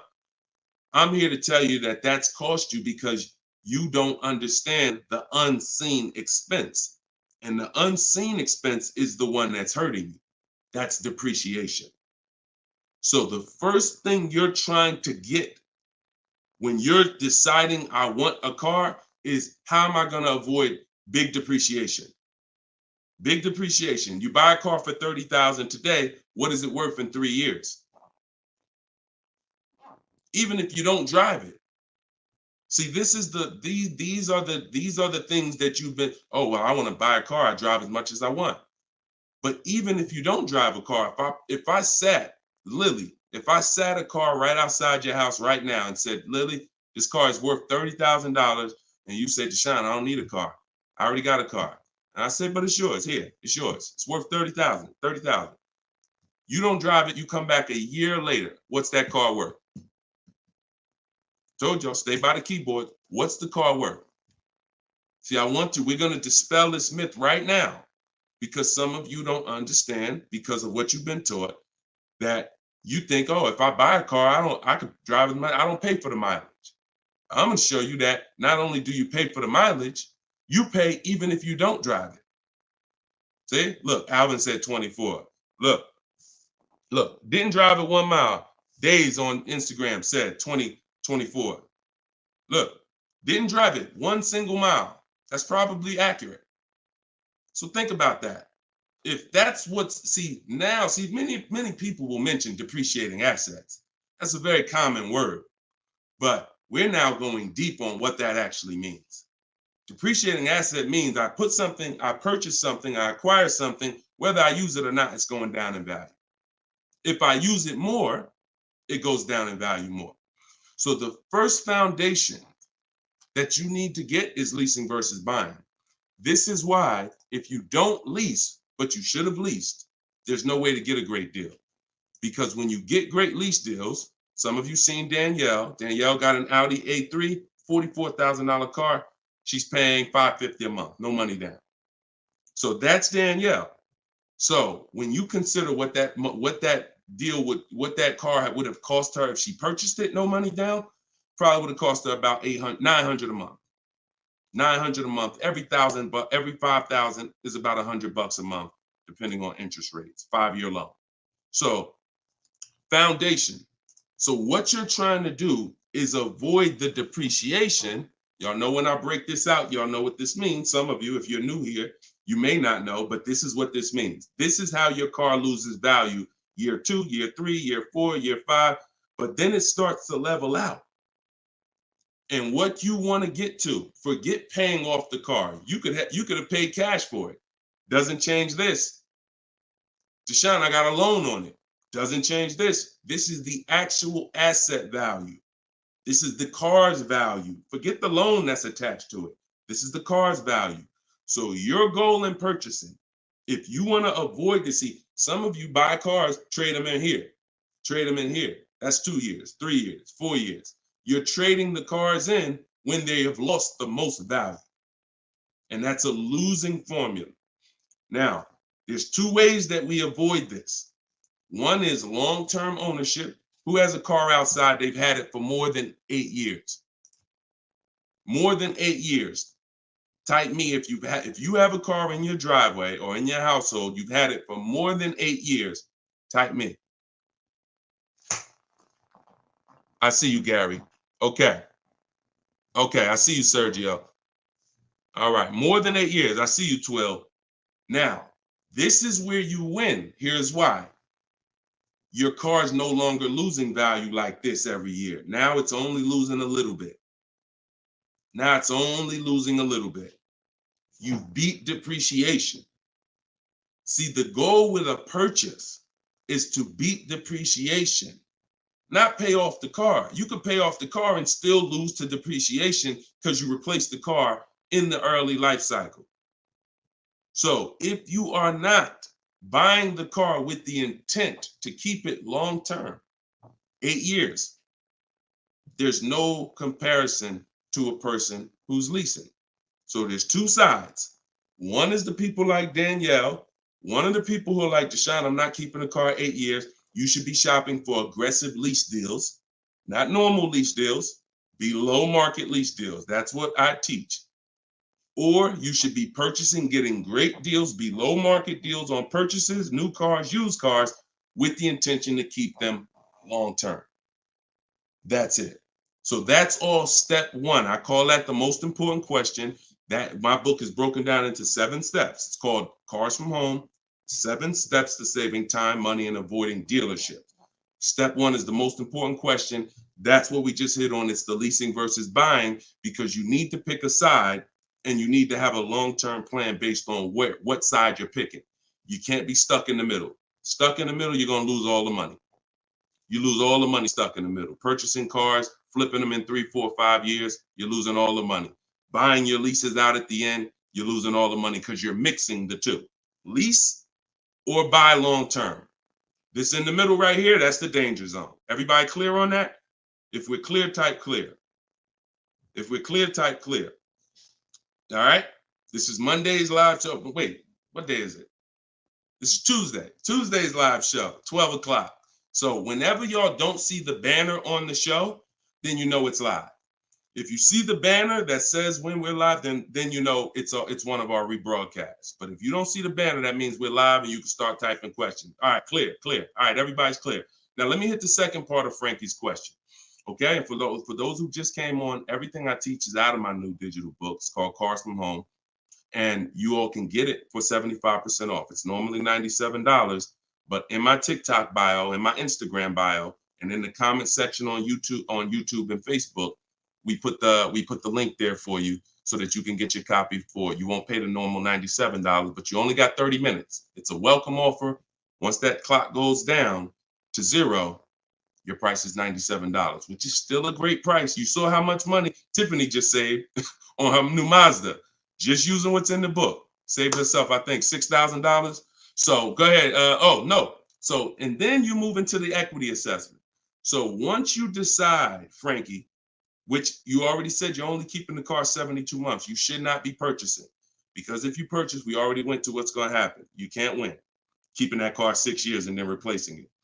So you should now be doing your equity assessment, which is calling your bank, get your payoff, and then you're going to go to the cash buying websites. Don't use algorithm sites because they're worthless. Car Guru, Sell My Car, CarMax, Carvana, Driveway, AutoNation, Sell My Car, AutoNation, Sell My Car. 6 offers, 3 are from dealers, 3 are from online buyers, and these are the best offers you're going to get. They'll cut you a check the same day.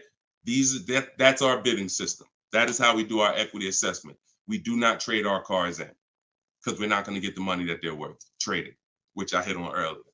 All right. I know we got a lot of questions being typed. Dolan, you can shoot the next one in. Okay, this one's from Instagram. I'm looking to lease a GLS 450. Does Mercedes have any third-party restrictions on selling your lease? So I wouldn't concern myself with that. I'm going to tell you why. That's like trying to think about the purpose of equity on a lease is a bonus. Shout out to y'all running the likes up on TikTok. Appreciate y'all. If y'all could keep tapping the screen every couple minutes, if you could just give it a little tap, tap, tap. That just keeps running them up. Just every minute. Every time you hear something and you're like, oh, that was good. Tap, tap, tap.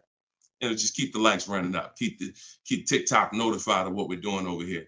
So you never want to base the car you're going to lease on if it's going to have equity at the end.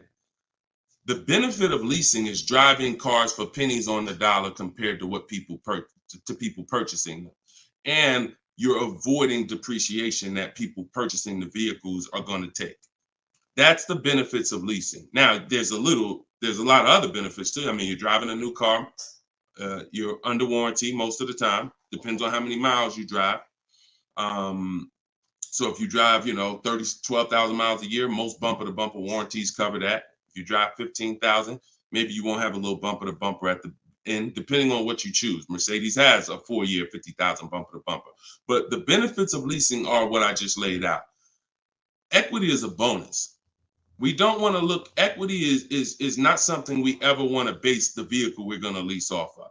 It just doesn't, it's too many market changes that could affect it. A car could have high resale values now, and then in 3 years it doesn't, which means any equity will be eliminated because of the 3-year-old used car market. So you don't want to shop like that.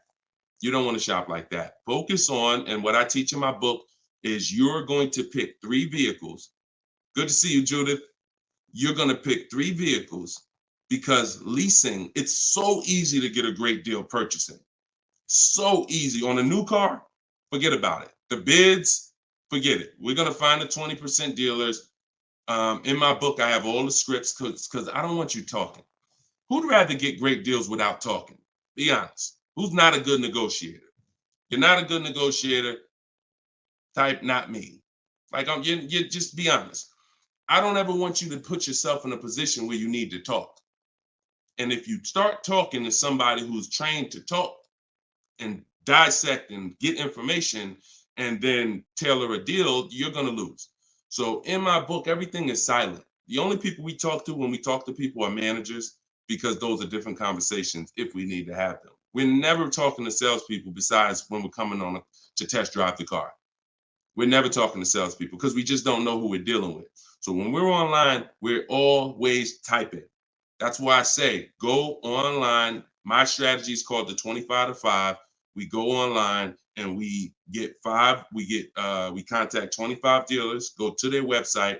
I have copy and paste templates in there that you just fill in what you want. But if you're going to do it your way, that's fine. But I'm telling you, you don't want to deviate from this format because you're going to get yourself in trouble and you're not going to get the results. You want to be able to connect with a large amount of dealers so that you could get 5 offers, at least 5, because 4 are going to be overpriced most likely, but 1 is going to beat everyone else. So, but when it comes to a lease, there is the lease program. that the dealer can't control.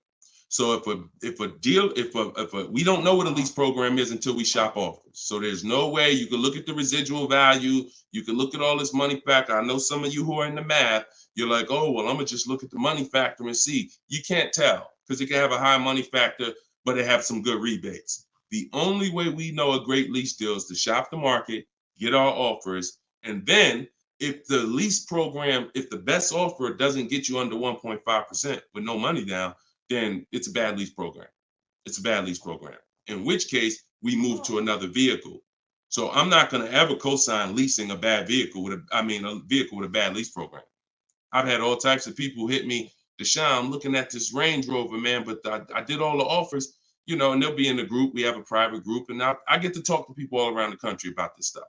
So they're like, Deshone, you think I should move on? I'm like, look, you could wait till next month, see if the program gets better, but I'm never going to co-sign signing a bad lease deal. You're paying too much money for a vehicle you're giving back in 3 years. So you're defeating one of the major benefits of leasing. So that's the only reason why we have to have 2 other vehicles that we like when we're leasing. On a purchase, no. One vehicle, pick it, get your bids. One dealer is going to blow everybody else away. But with a lease, you want to have 3 vehicles just in case it's a bad lease program. And if they got a bad lease program this year, maybe in 3 years when your lease is up, they'll have a good lease program. So that's what we do. It's too many cars out here. It's 400 cars out here. 40-something manufacturers competing for our business. Why are we going to get locked on one car? And the reason we're doing this, y'all, is because we're not shopping. You're not shopping. You're not taking the going out for the weekend and test driving cars seriously. You're about to drop 40 grand of your hard-earned money. You need to be, like I teach, shopping and not letting anyone disturb your shopping. If I'm looking for a car, I'll take a whole Saturday and go out or a Monday, and I'll go out and I'll drive 4 cars and be like, okay, that was fun. Don't sit down and don't talk numbers. So let me make that clear. Don't go in there and sit down at the desk and start talking numbers and get a proposal. No. Shop.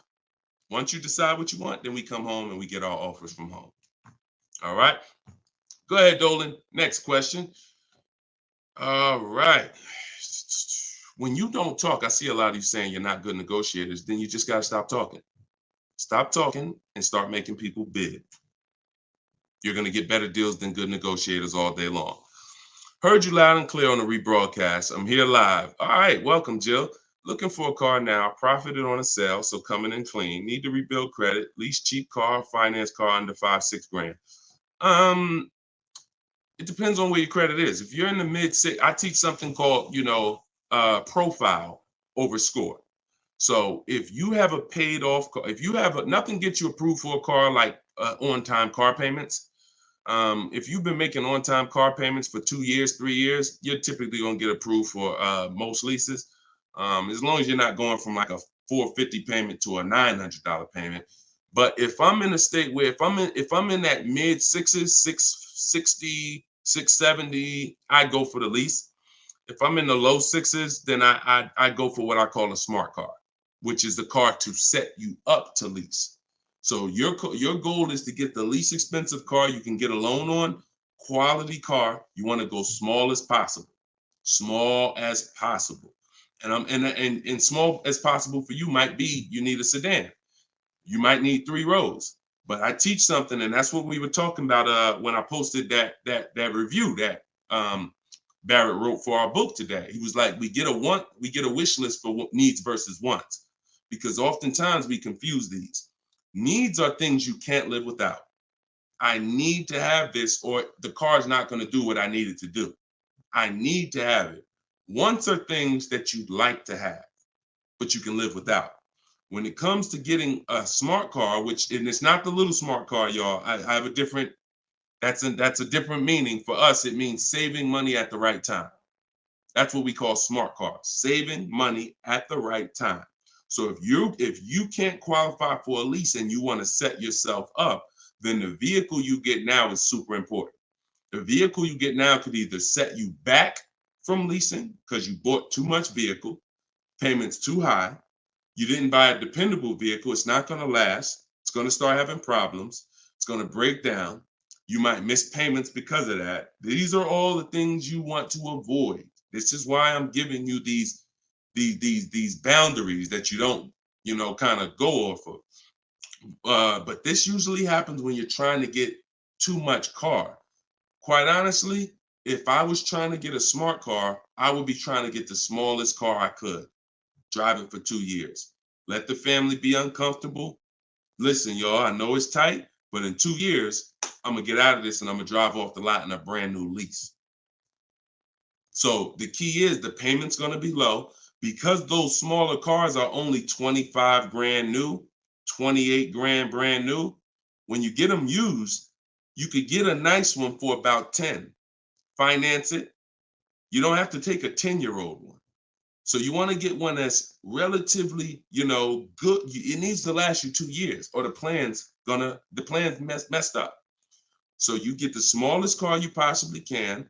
You drive that 2 years. That's your sacrifice car, and then you flip out of that car. Well, after you have 2 years of on-time payments, you flip into a brand new lease, and then you're leasing new cars from now on. That's what I do, depending on your situation. If you're high sixes, mid sixes, and up, I go for the lease. If you're under that, then I would go for the smart car. Okay? All right, keep me posted. Good job. Just having a plan. Having a plan. Go ahead, shoot the next one up, Dolan. I forgot to tell you. Yeah, I see you, Jill, and keep that up. This is a different Jill, I think. This is a means to my dream car. I'm a patient. Yeah, I'm patient. My husband has the needs car. There you go. There you go. You can flex in 2 years. You can flex in 2 years. You do this right. You drive this car for 2 years. You don't miss any payments. Make sure when you're buying a $10,000 car and you finance it, payments are $250 a month for 5 years. You don't have to take a 6-year loan. You don't want to take a long loan on a smart car. You want to take a shorter loan, pay $250 a month. Now you're not going to miss those payments. Max at 300, depending on the interest rate, could go higher, 325. But the point is that's affordable. So it's not going to mess up the plan versus you trying to pull out in a $25,000 used car with a high interest rate. Now your payment's $575 a month. You get what I'm saying? So just stay focused, stick to the plan. All right. This is another Jill from YouTube, I believe. Buyout is, go ahead, keep that one up. Oh no, I saw that one. Get the one you just had up, Dolan, from the other Jill. Yep, thank you. So buyout is $36,000 on my 2023 Audi Q5. I want to lease a Range Rover Sport. Should I sell on my own or turn into the dealer? Doesn't look like, and I'm just going to tell you, this is not usually when we do an equity assessment. Now, if you can get out, break even, great. You're driving a 2023 Audi Q5. I don't know who told you that you could switch cars that fast, but it doesn't happen that way. And so the only time in history that we've been able to switch cars that fast is when there was a once in a lifetime seller's market, 2021, 2022, 2023. Once in a lifetime. Chip shortage, every single car was worth 5,000, 7,000, to some of the trucks were worth 10 to 15 grand more than they would normally be worth. Now, I told people back in 2020 that 2021 that was going to come to an end, and don't get used to this. But I told everybody who would listen, you need to cash out now because your vehicle is never going to be worth more today, never going to be worth more than it is today. But that's over. So if you may have cashed out, some people, you sold a car. If you sold a car back then, you can type, type dollar signs. If anybody sold a car from 2020 to 2023, and you got crazy value for it. Some people were like buying cars, and 2 years later, they got all the money back. I did that twice. I leased a brand new Jeep, 2018, and I sold it in 2021, and I made $8,900 after I drove it for 3 years. And my mother, I helped her sell her Mazda CX-5. She was a low mileage driver, and I helped her cash out. She made $10,200 after she drove it for 3 years. Made a video. I recorded her and my dad. They couldn't believe it. They couldn't believe that they drove a car for 3 years, turned around and sold it, got every single dollar they put into it back. And he was like, all right, man, I'm looking forward to doing this again. I said, Dad, this ain't gonna happen again. So enjoy it. You were part of a once in a lifetime market where you cashed out and you won. But we cannot base our strategy anymore off that. That's over, and you'll get in trouble financially trying to do this. So there is no setup where you could buy a car or lease it and in a year, 18 months, trade it, replace that car. Just not. Because we already talked about earlier, let's take a $50,000 car. A year later, if you don't drive it 1 mile, what's it worth? Didn't drive it 1 single mile, just parked it right outside your house. 43, 44, max, absolute max. So when that car is losing value like that, whether you bought it or leased it, the asset, it's what the car is worth. Forget about the finances attached to it. You can't, and look, if it's a Jeep Wrangler, if it's a car that has a high resale value, like a Jeep Wrangler or a G-Wagon, these are top 10 best resale values in the world, then all I'm gonna do is after I lease it, I'm just gonna sell it and I'll make the equity. But I'm not going to look to trade that car or replace that car in a year, 18 months, break my lease contract. Now you do your equity assessment, Jill. Call your leasing company, find out what your payoff is. You said it's 36. Now, if you can get offers higher than 36, then you can get out. Very simple. So get the offers from the companies that I mentioned about 15 minutes ago. I laid out the 6 companies. But when you lease, though, you must put no on those websites. It's going to ask you, do you have is the vehicle owned, leased, or financed? You want to put owned, because something triggers on their websites. They think every lease has a third-party restriction.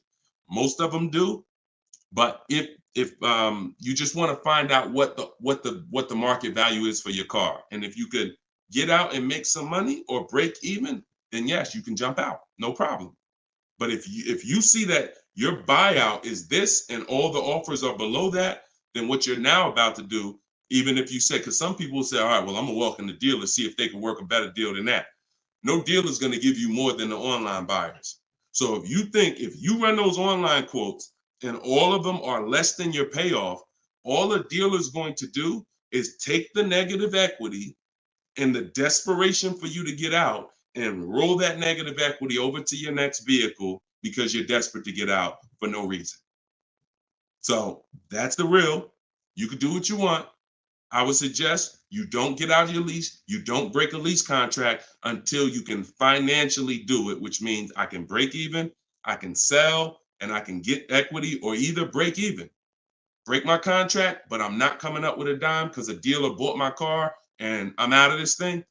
That's the only way I'm breaking a lease contract. I'm not rolling negative equity. I'm not going to create negative equity in a lease to get out of a lease early for no reason. It just doesn't make financial sense at all. All right, no problem, Jill.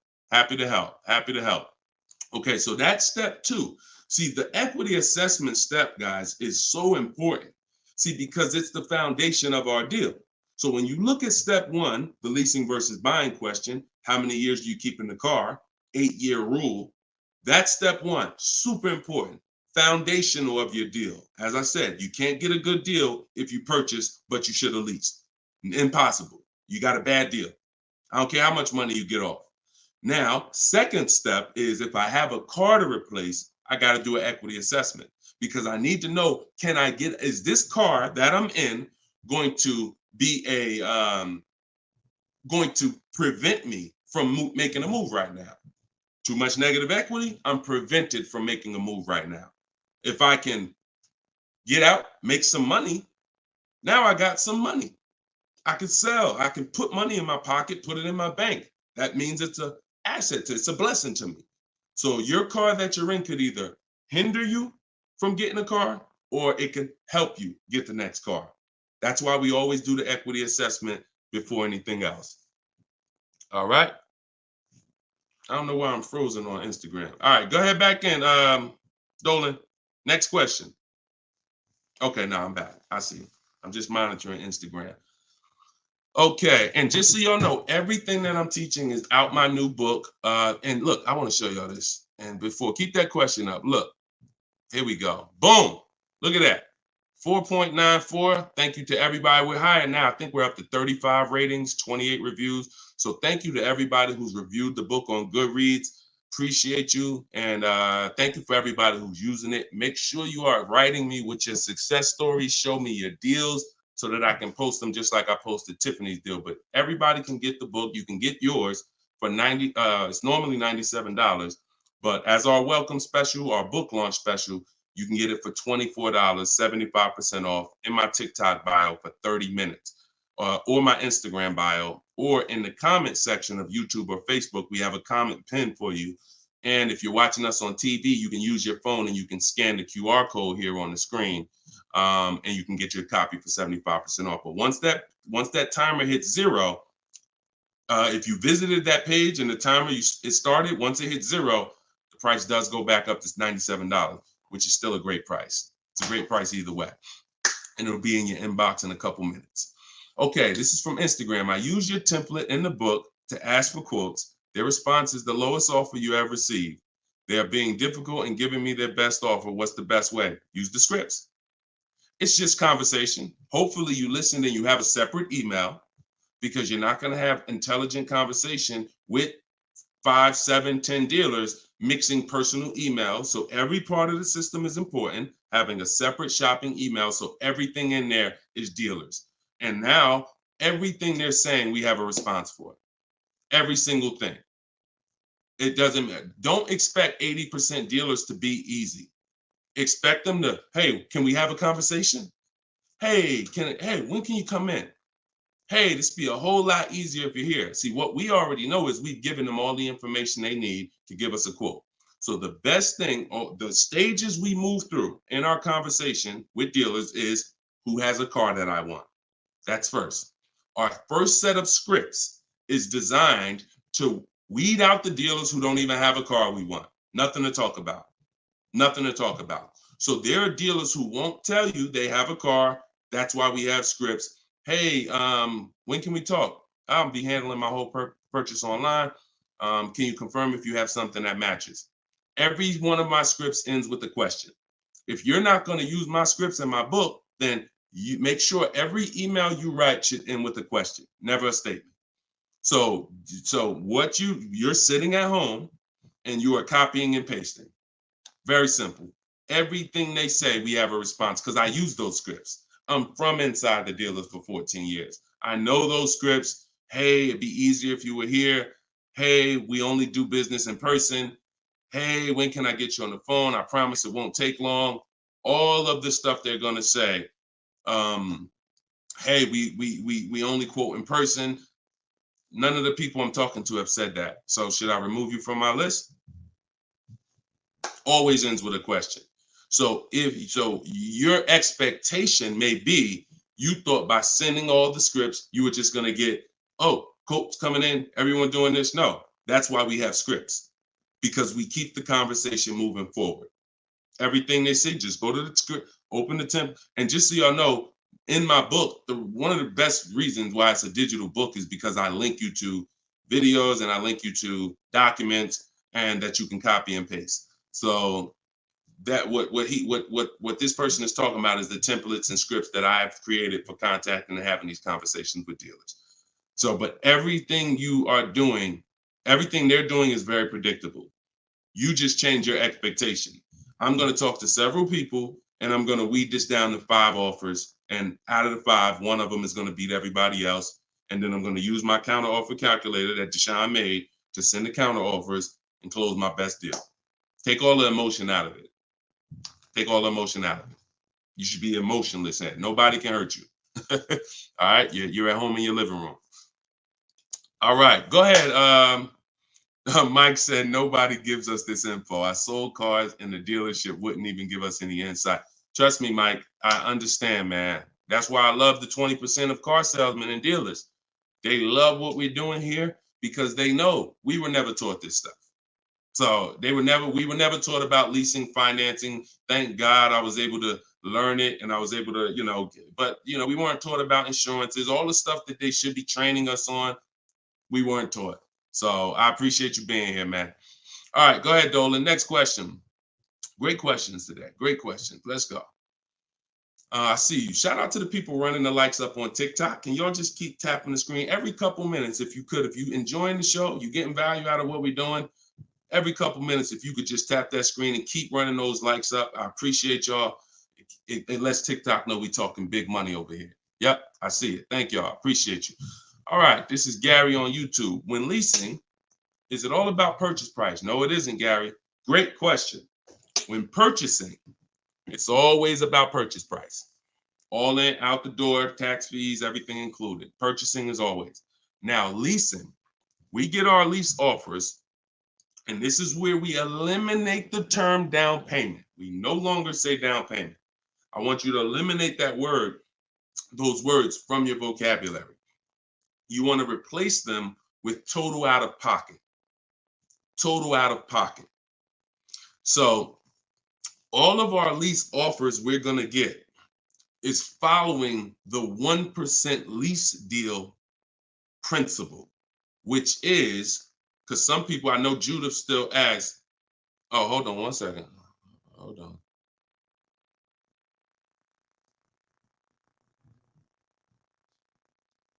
Okay, I think my wife's headphones hooked up to the broadcast here.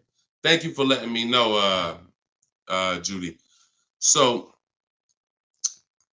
when we're getting, so the 1% lease deal rule is older than, it was around, I think, before I got into the car business at 2006. And what it was is if your lease payment was 1% or lower of the MSRP of the car, you stole a car. Stole a car. Example, I know if you've never seen a 1% lease deal, let me show you a couple. So this is Greg. Greg, look, first time posting here. I'm excited. My latest lease, graduated. Now we have a particular online, video library here. So when they say graduated, I have a coaching program, and but the steps are the same. So I always say get in where you fit in. Steps are the same in my book, in my video course. He said I followed the steps, set up a great lease deal, 36 months, 12,000 miles per year, all said and done. Monthly payments $527. MSRP is $56,275. So when you divide the monthly payment into the MSRP, you're going to get a number. Now, when you multiply that by 100, so I'll give you an example. Let me show you how this works. In Greg's case, I got my calculator up here. I would take 527, divide that into 56,275, which is the MSRP, not the selling price. Doesn't matter the selling price. The MSRP is how we gauge the value. Now, that's 0.009. Then we multiply that by 100, and that gives us 0.93%, which is what he put here in his post.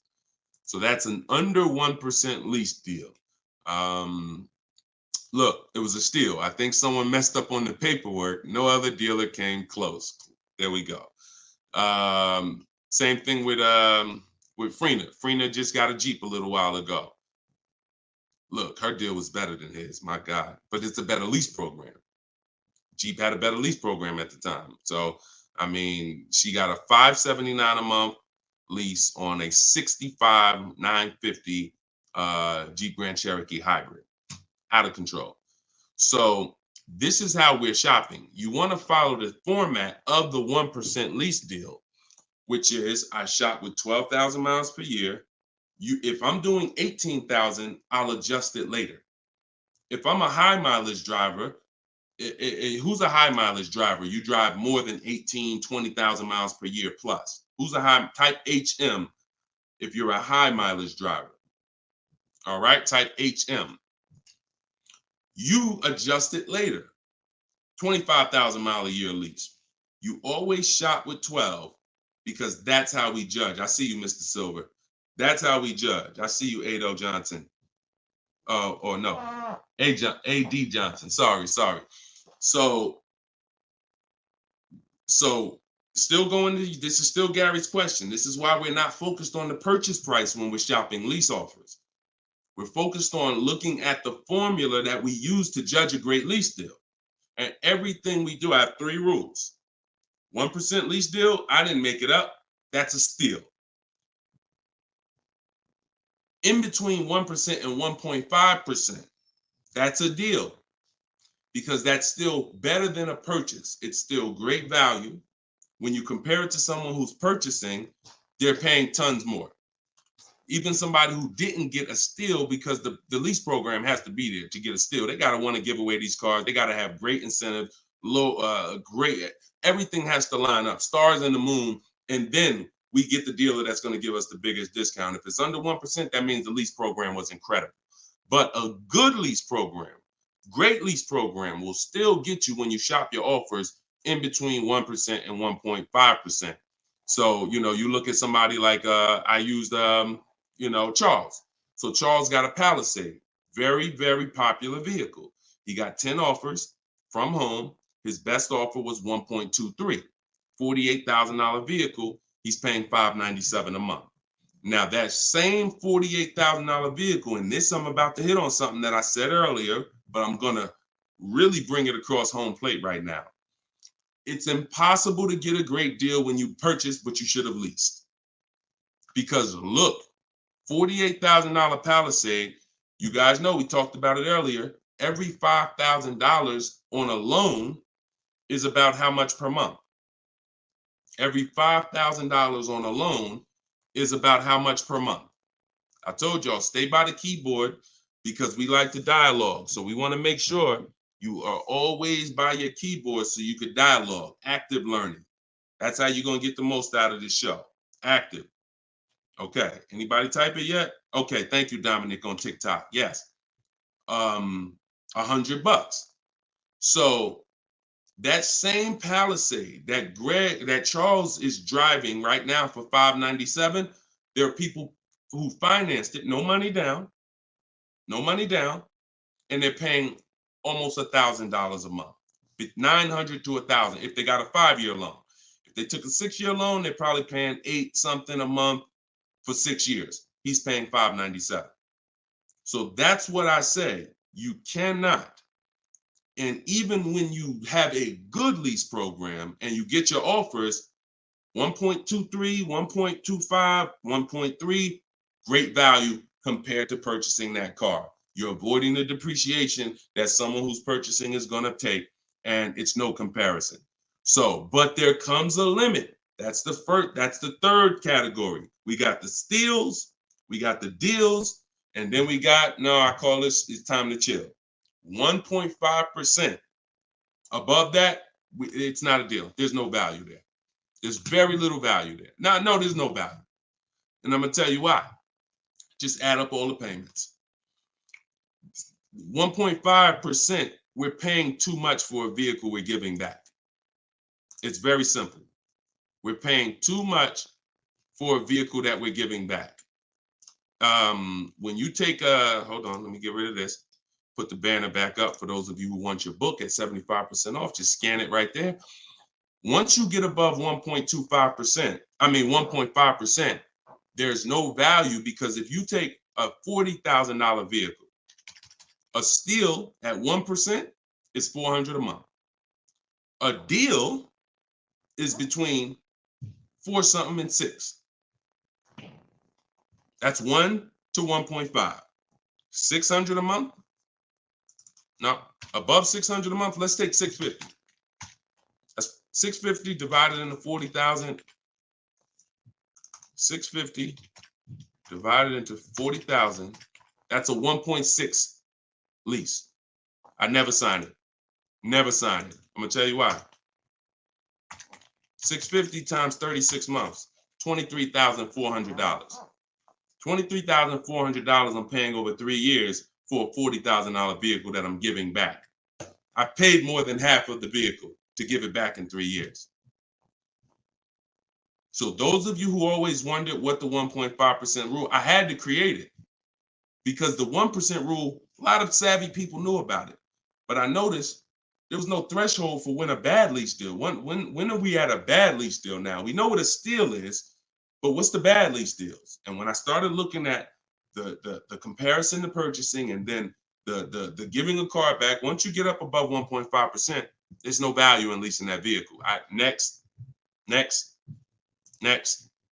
Clear? We don't sign bad lease deals. Only time we did that, I'm gonna tell you something. All through the pandemic, I had people making 5, 7, 10 grand. Kid you not, hundreds of them. If they were making that kind of money selling their leases, then that was the only exception. Some of them will take a 1.6 lease, put money down. Some of that big equity they had that they didn't even know they were going to have, they would put it down to lower their payment. But that was the only exception back then. I never co-signed somebody doing it now. Okay? There we go. Gary, Gary, in my TikTok bio, are you on my email list? Send me an email. You want the whole, you just send me an email and we'll make sure we get you in. And that's a special price, and I'll get you the special price to join us. Okay. I don't know how, can we communicate on YouTube? I don't think we can. I think we can only communicate. If you follow me on any of the other platforms, Gary, YouTube, TikTok, Facebook, Instagram, they allow those direct messages and we'll be able to see you. Just send me a message and I'll get you I'll have the team find some special link to get you in at that price. All right. MSRP, Todd, is always the bottom line. Okay, this is a great question. Hold on. We'll pull another question up, but I want to do Todd's question he just asked right here. He said, do you include freight and handling in the MSRP calculations? That's a great question. Very common. Let me show you this. When you are looking at the MSRP, y'all, leases and purchases of brand new cars, used car purchasing is different. But when you're shopping, we're always shopping based on the MSRP. So let me show y'all this. I'm actually going to save a window sticker right now, and I'm going to bring it onto the show. Hold on. All right, so let me go here. Boom. Check this out. All right, here we go. Hold on. It's loading. Boom. All right, so here's a window sticker. Now, these numbers can be a little confusing. We want to go right there. Right there. Total MSRP is all we care about. Right there. Total MSRP. Because you do pay for destination to get the car from the factory to the dealership. That's included. Like that's we pay for that. So it's no problem. We need to know. You don't want to account for any of these numbers up here before the option. It's always the bottom line MSRP, total MSRP. Now, if you ever see an addendum next to a window sticker, you see a handwritten addendum or a typed addendum that takes this total MSRP and it gives some other stuff next to it, we pay no attention to that.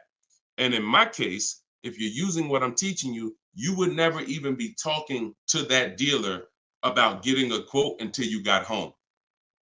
So even if you go, the only time we would actually even see that particular dealer, that particular window sticker, is if we showed up to test drive the car and that particular one that we test drove just so happened to have the addendum on it. That's the only time we'd even see it. Quite honestly. It's no way, it's not even something, because we never talk numbers in the dealer. Your leverage is at home. Everything I'm teaching you is your leverage is at home. You can talk to multiple people from home. You can get bids from home. You can put people against each other from home. You're in control from home. You lose all of that sitting down at a car salesman's desk and going back and forth one-on-one. You can see the whole market at home. See, we get below market deals. I want you getting below market deals. There's no way for you to get below market deals without seeing enough offers to know the market. I can never sit down across the table from a car salesman and get a below market deal because I don't know what the market is. I only know what your price is. And every single one of your competitors is going to offer me a different price. Some higher, some lower, depending on who you are. And so I can only expose that information by being at home. But yes, everything we are doing is always based on that total MSRP, and that's how we do our calculations. Okay, great question. If everybody's getting value out of the show, could you type some dollar signs? Just type a dollar sign if you're enjoying the show so far. So if whenever you see this show, if you see the banner above us, then this is a rebroadcast. But if there's no banner, then we're live. So you can ask your questions, but you can always make sure that I always want to make sure that you guys have access to the live shows so that you can use them. But even the rebroadcast, if you're sitting watching the rebroadcast, you're going to get the same value pretty much as somebody here live, because somebody's going to ask the same question you had. I can almost guarantee it.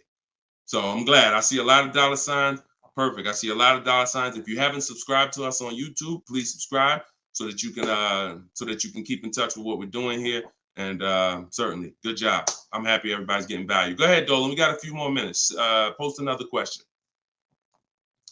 Great questions today. All right, this one's from Instagram.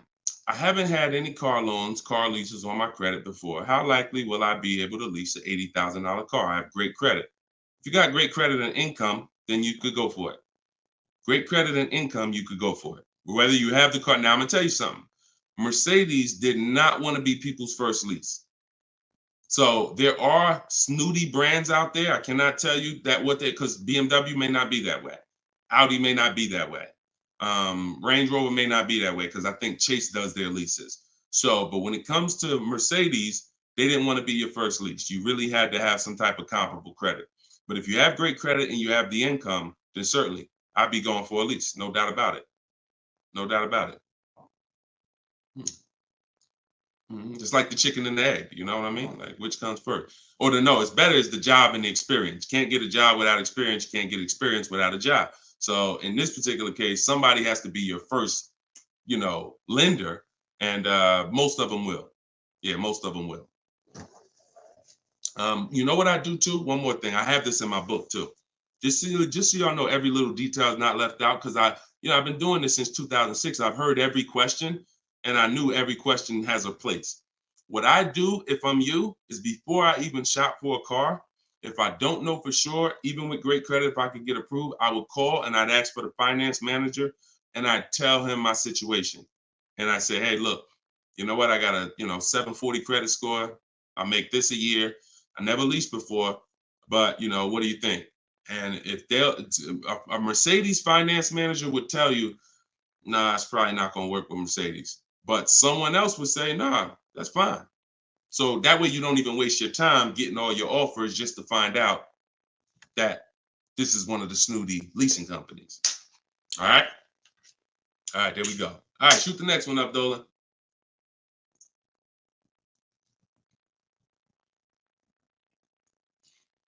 Jason Hughes from IG.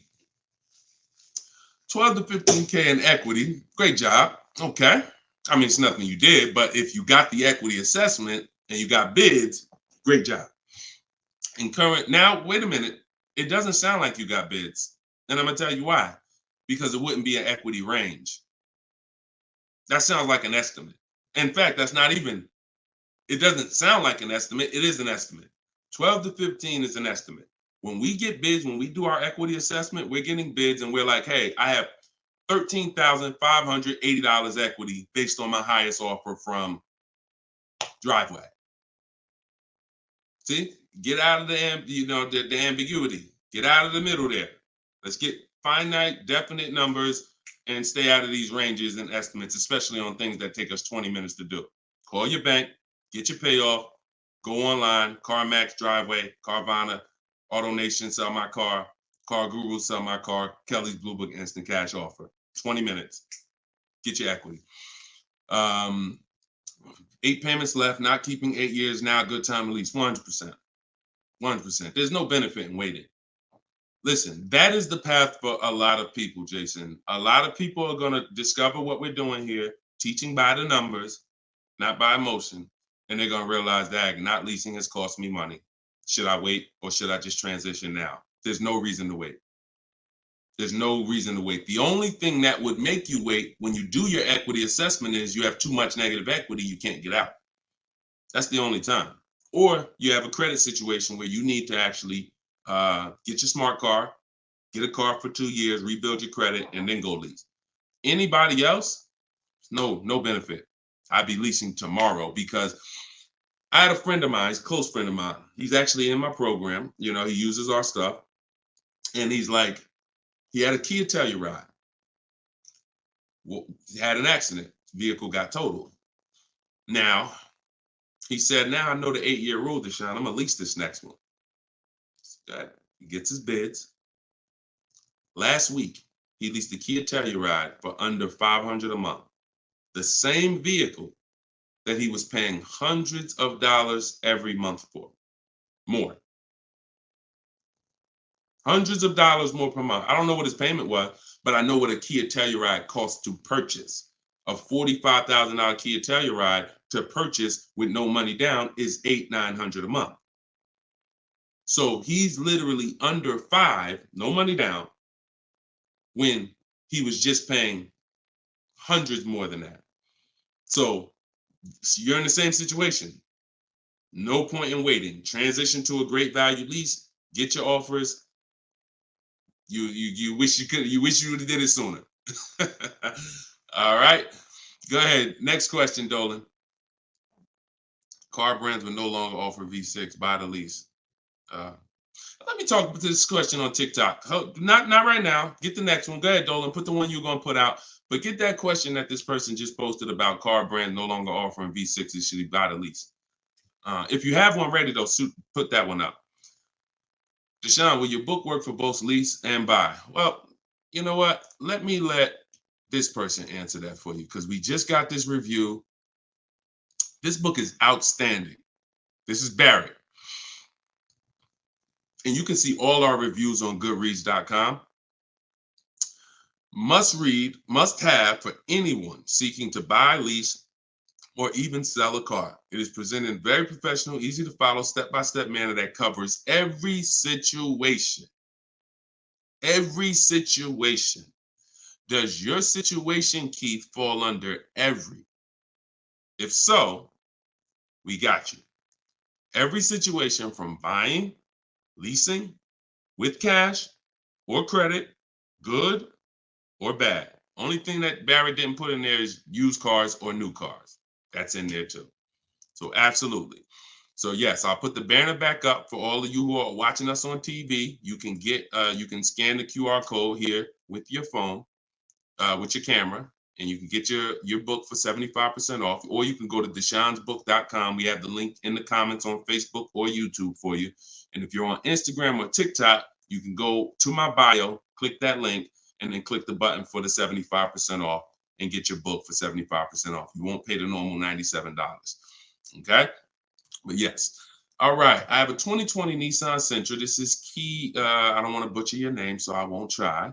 But from YouTube, I have a 2020 Nissan Sentra. Had it for 2 years. My miles are 64,000 highway miles. Okay. I know I don't have equity. I was told don't trade it in. Would be a bad decision. It's true. We don't trade cars in. We get bids. So you need to find out what your equity position. See many of you are finding out right now how important the equity assessment is. Whenever you have a current car, equity assessment. So when you call your bank, get your payoff, then you go and you get the offers, you're either going to be in a positive equity position or a negative equity position. Now, if you're in a negative equity position, there's three solutions for negative equity. 2 of them lead to a car, 1 of them doesn't. First is you get all your offers and you can pay the difference because these are the highest offers. So whenever you are, the highest offers are these online bidders. They pay more than car dealers. In fact, 3 of them are car dealers that are bidding. So Kelly's Blue Book, Car Gurus, and AutoNation are car dealers bidding. CarMax, Driveway, Carvana are online marketplaces, used car marketplaces bidding. So you're getting a wide range of diverse offers from people who compete every day to buy cars. and they cut you a check right then and there. They do an hour. Both times I went to CarMax, me and my mother separately, we were out in an hour. I've had people who sold to Carvana, Kelly Blue Instant Cash Offer. They do their inspection. And then they bring you a check. So if you can pay, let's say you said you don't have equity. So if that's the case, then you may have negative equity, which means you might owe 30 and your highest offer is 28. Then I would come up with the 2,000 and I would pay the difference all day long because I'm still winning through a bid. My car's value is maximized through a bid. And if I don't get bids, I'm not maximizing my car's value. So now, second, when we can't pay the difference, then that means we must trade. This is the only scenario where we trade. Because you need now one part of the bidding strategy you can't do. So you're going to do the other part of the bidding strategy, which is now think about what car you want. Okay, I want a Toyota Camry. Now I'm going to get my bids. I'm going to get the lowest bid, the dealer that's going to sell me the car for the lowest amount, and then I'm going to purchase from them. But before I can purchase, now I need to bring my old car into the scenario and ask them, how much is my old car worth to you? Now that's the winning dealer. You need them to bring that loan because you need them to carry that negative equity you have and put it on top of your existing deal. So you cannot depend on, don't even think that they're going to pay the amounts you had over here. Oh, Driveway was offering me 29. Yeah, you could tell them that, but again, they're not going to be able to pay that. They can't beat all their competition on the bid and then beat all the online buyers on the bid. So that's why I say your first option is always to pay the difference. Because you can win with bids there, you maximize, and then you do a separate transaction, you can still keep them separate. But if you cannot get bid, if you can't pay the difference, your only option is you have to trade that car in, and then you're going to let the dealer who you buy the car from wrap the negative equity into the existing lease. It's hopefully it's a lease because there shouldn't be any reason you're trading that car unless you just want a lease.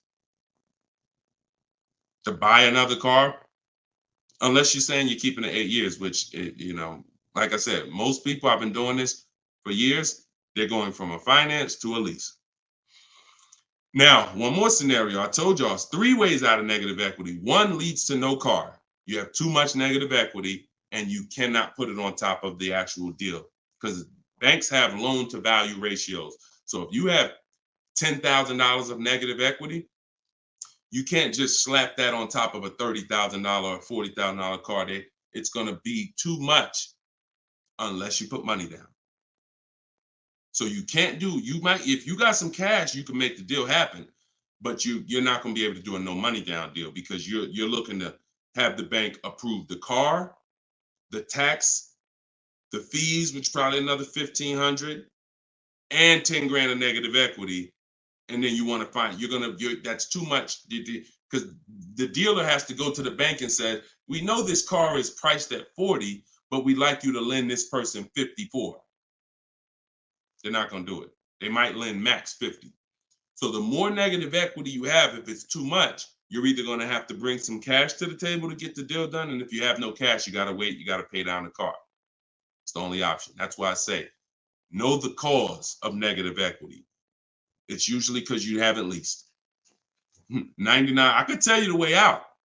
I just gave you the way out. That's in my book, 3 strategies for negative equity. But when if you don't know the cause and you just turn around and get another purchase and you're not keeping it 8 years, you're going to be in negative equity again and again. And there's plenty of people, and some of you, it may be you, where you're like, dag, Deshone, that's me. Every time I go get a car, negative equity, negative equity, negative equity. It's like a vicious cycle. And the solution is you need to lease. What's causing that is you don't lease. So you're overpaying by thousands of dollars. All right. So listen, y'all, we will be back. We like to do these shows twice a day. If you're on my email list, you'll get the notification. We like to get through as many questions as possible, keep this around an hour, 15 minutes. And so all of you, appreciate you coming. If you want every single thing I teach in one spot in a step-by-step format, that's my new digital book. It's called Cars from Home, 7 Steps to Saving Time, Money, and Avoiding Dealerships. And you can get yours for 75% off in the comment section on YouTube. We got a comment section that's pinned, deshonsbook.com. Same thing on TikTok. I'm the same thing on Facebook. But if you're on Instagram or TikTok, it's in my bio. There's a website right in my bio. Click it and grab your 75% off. You'll get it for $24 instead of the normal $97. Now, if you went there and that timer started, then certainly get there before it hits zero, because once it hits zero, you have to pay the $97, which is still a great price. So my goal for this book is to be the most valuable book financially that you've ever gotten. That is my goal. So use it. Write me with your success stories. Show me your deals when you pick up your cars. Write me, email me, Deshone, just like Tiffany did. I want all of you emailing me your deals so that I can share them on the show. All right. So we'll be back. We'll be back with the next show. This was episode 9. Thank you for coming, and I will see y'all on the next show. God bless you.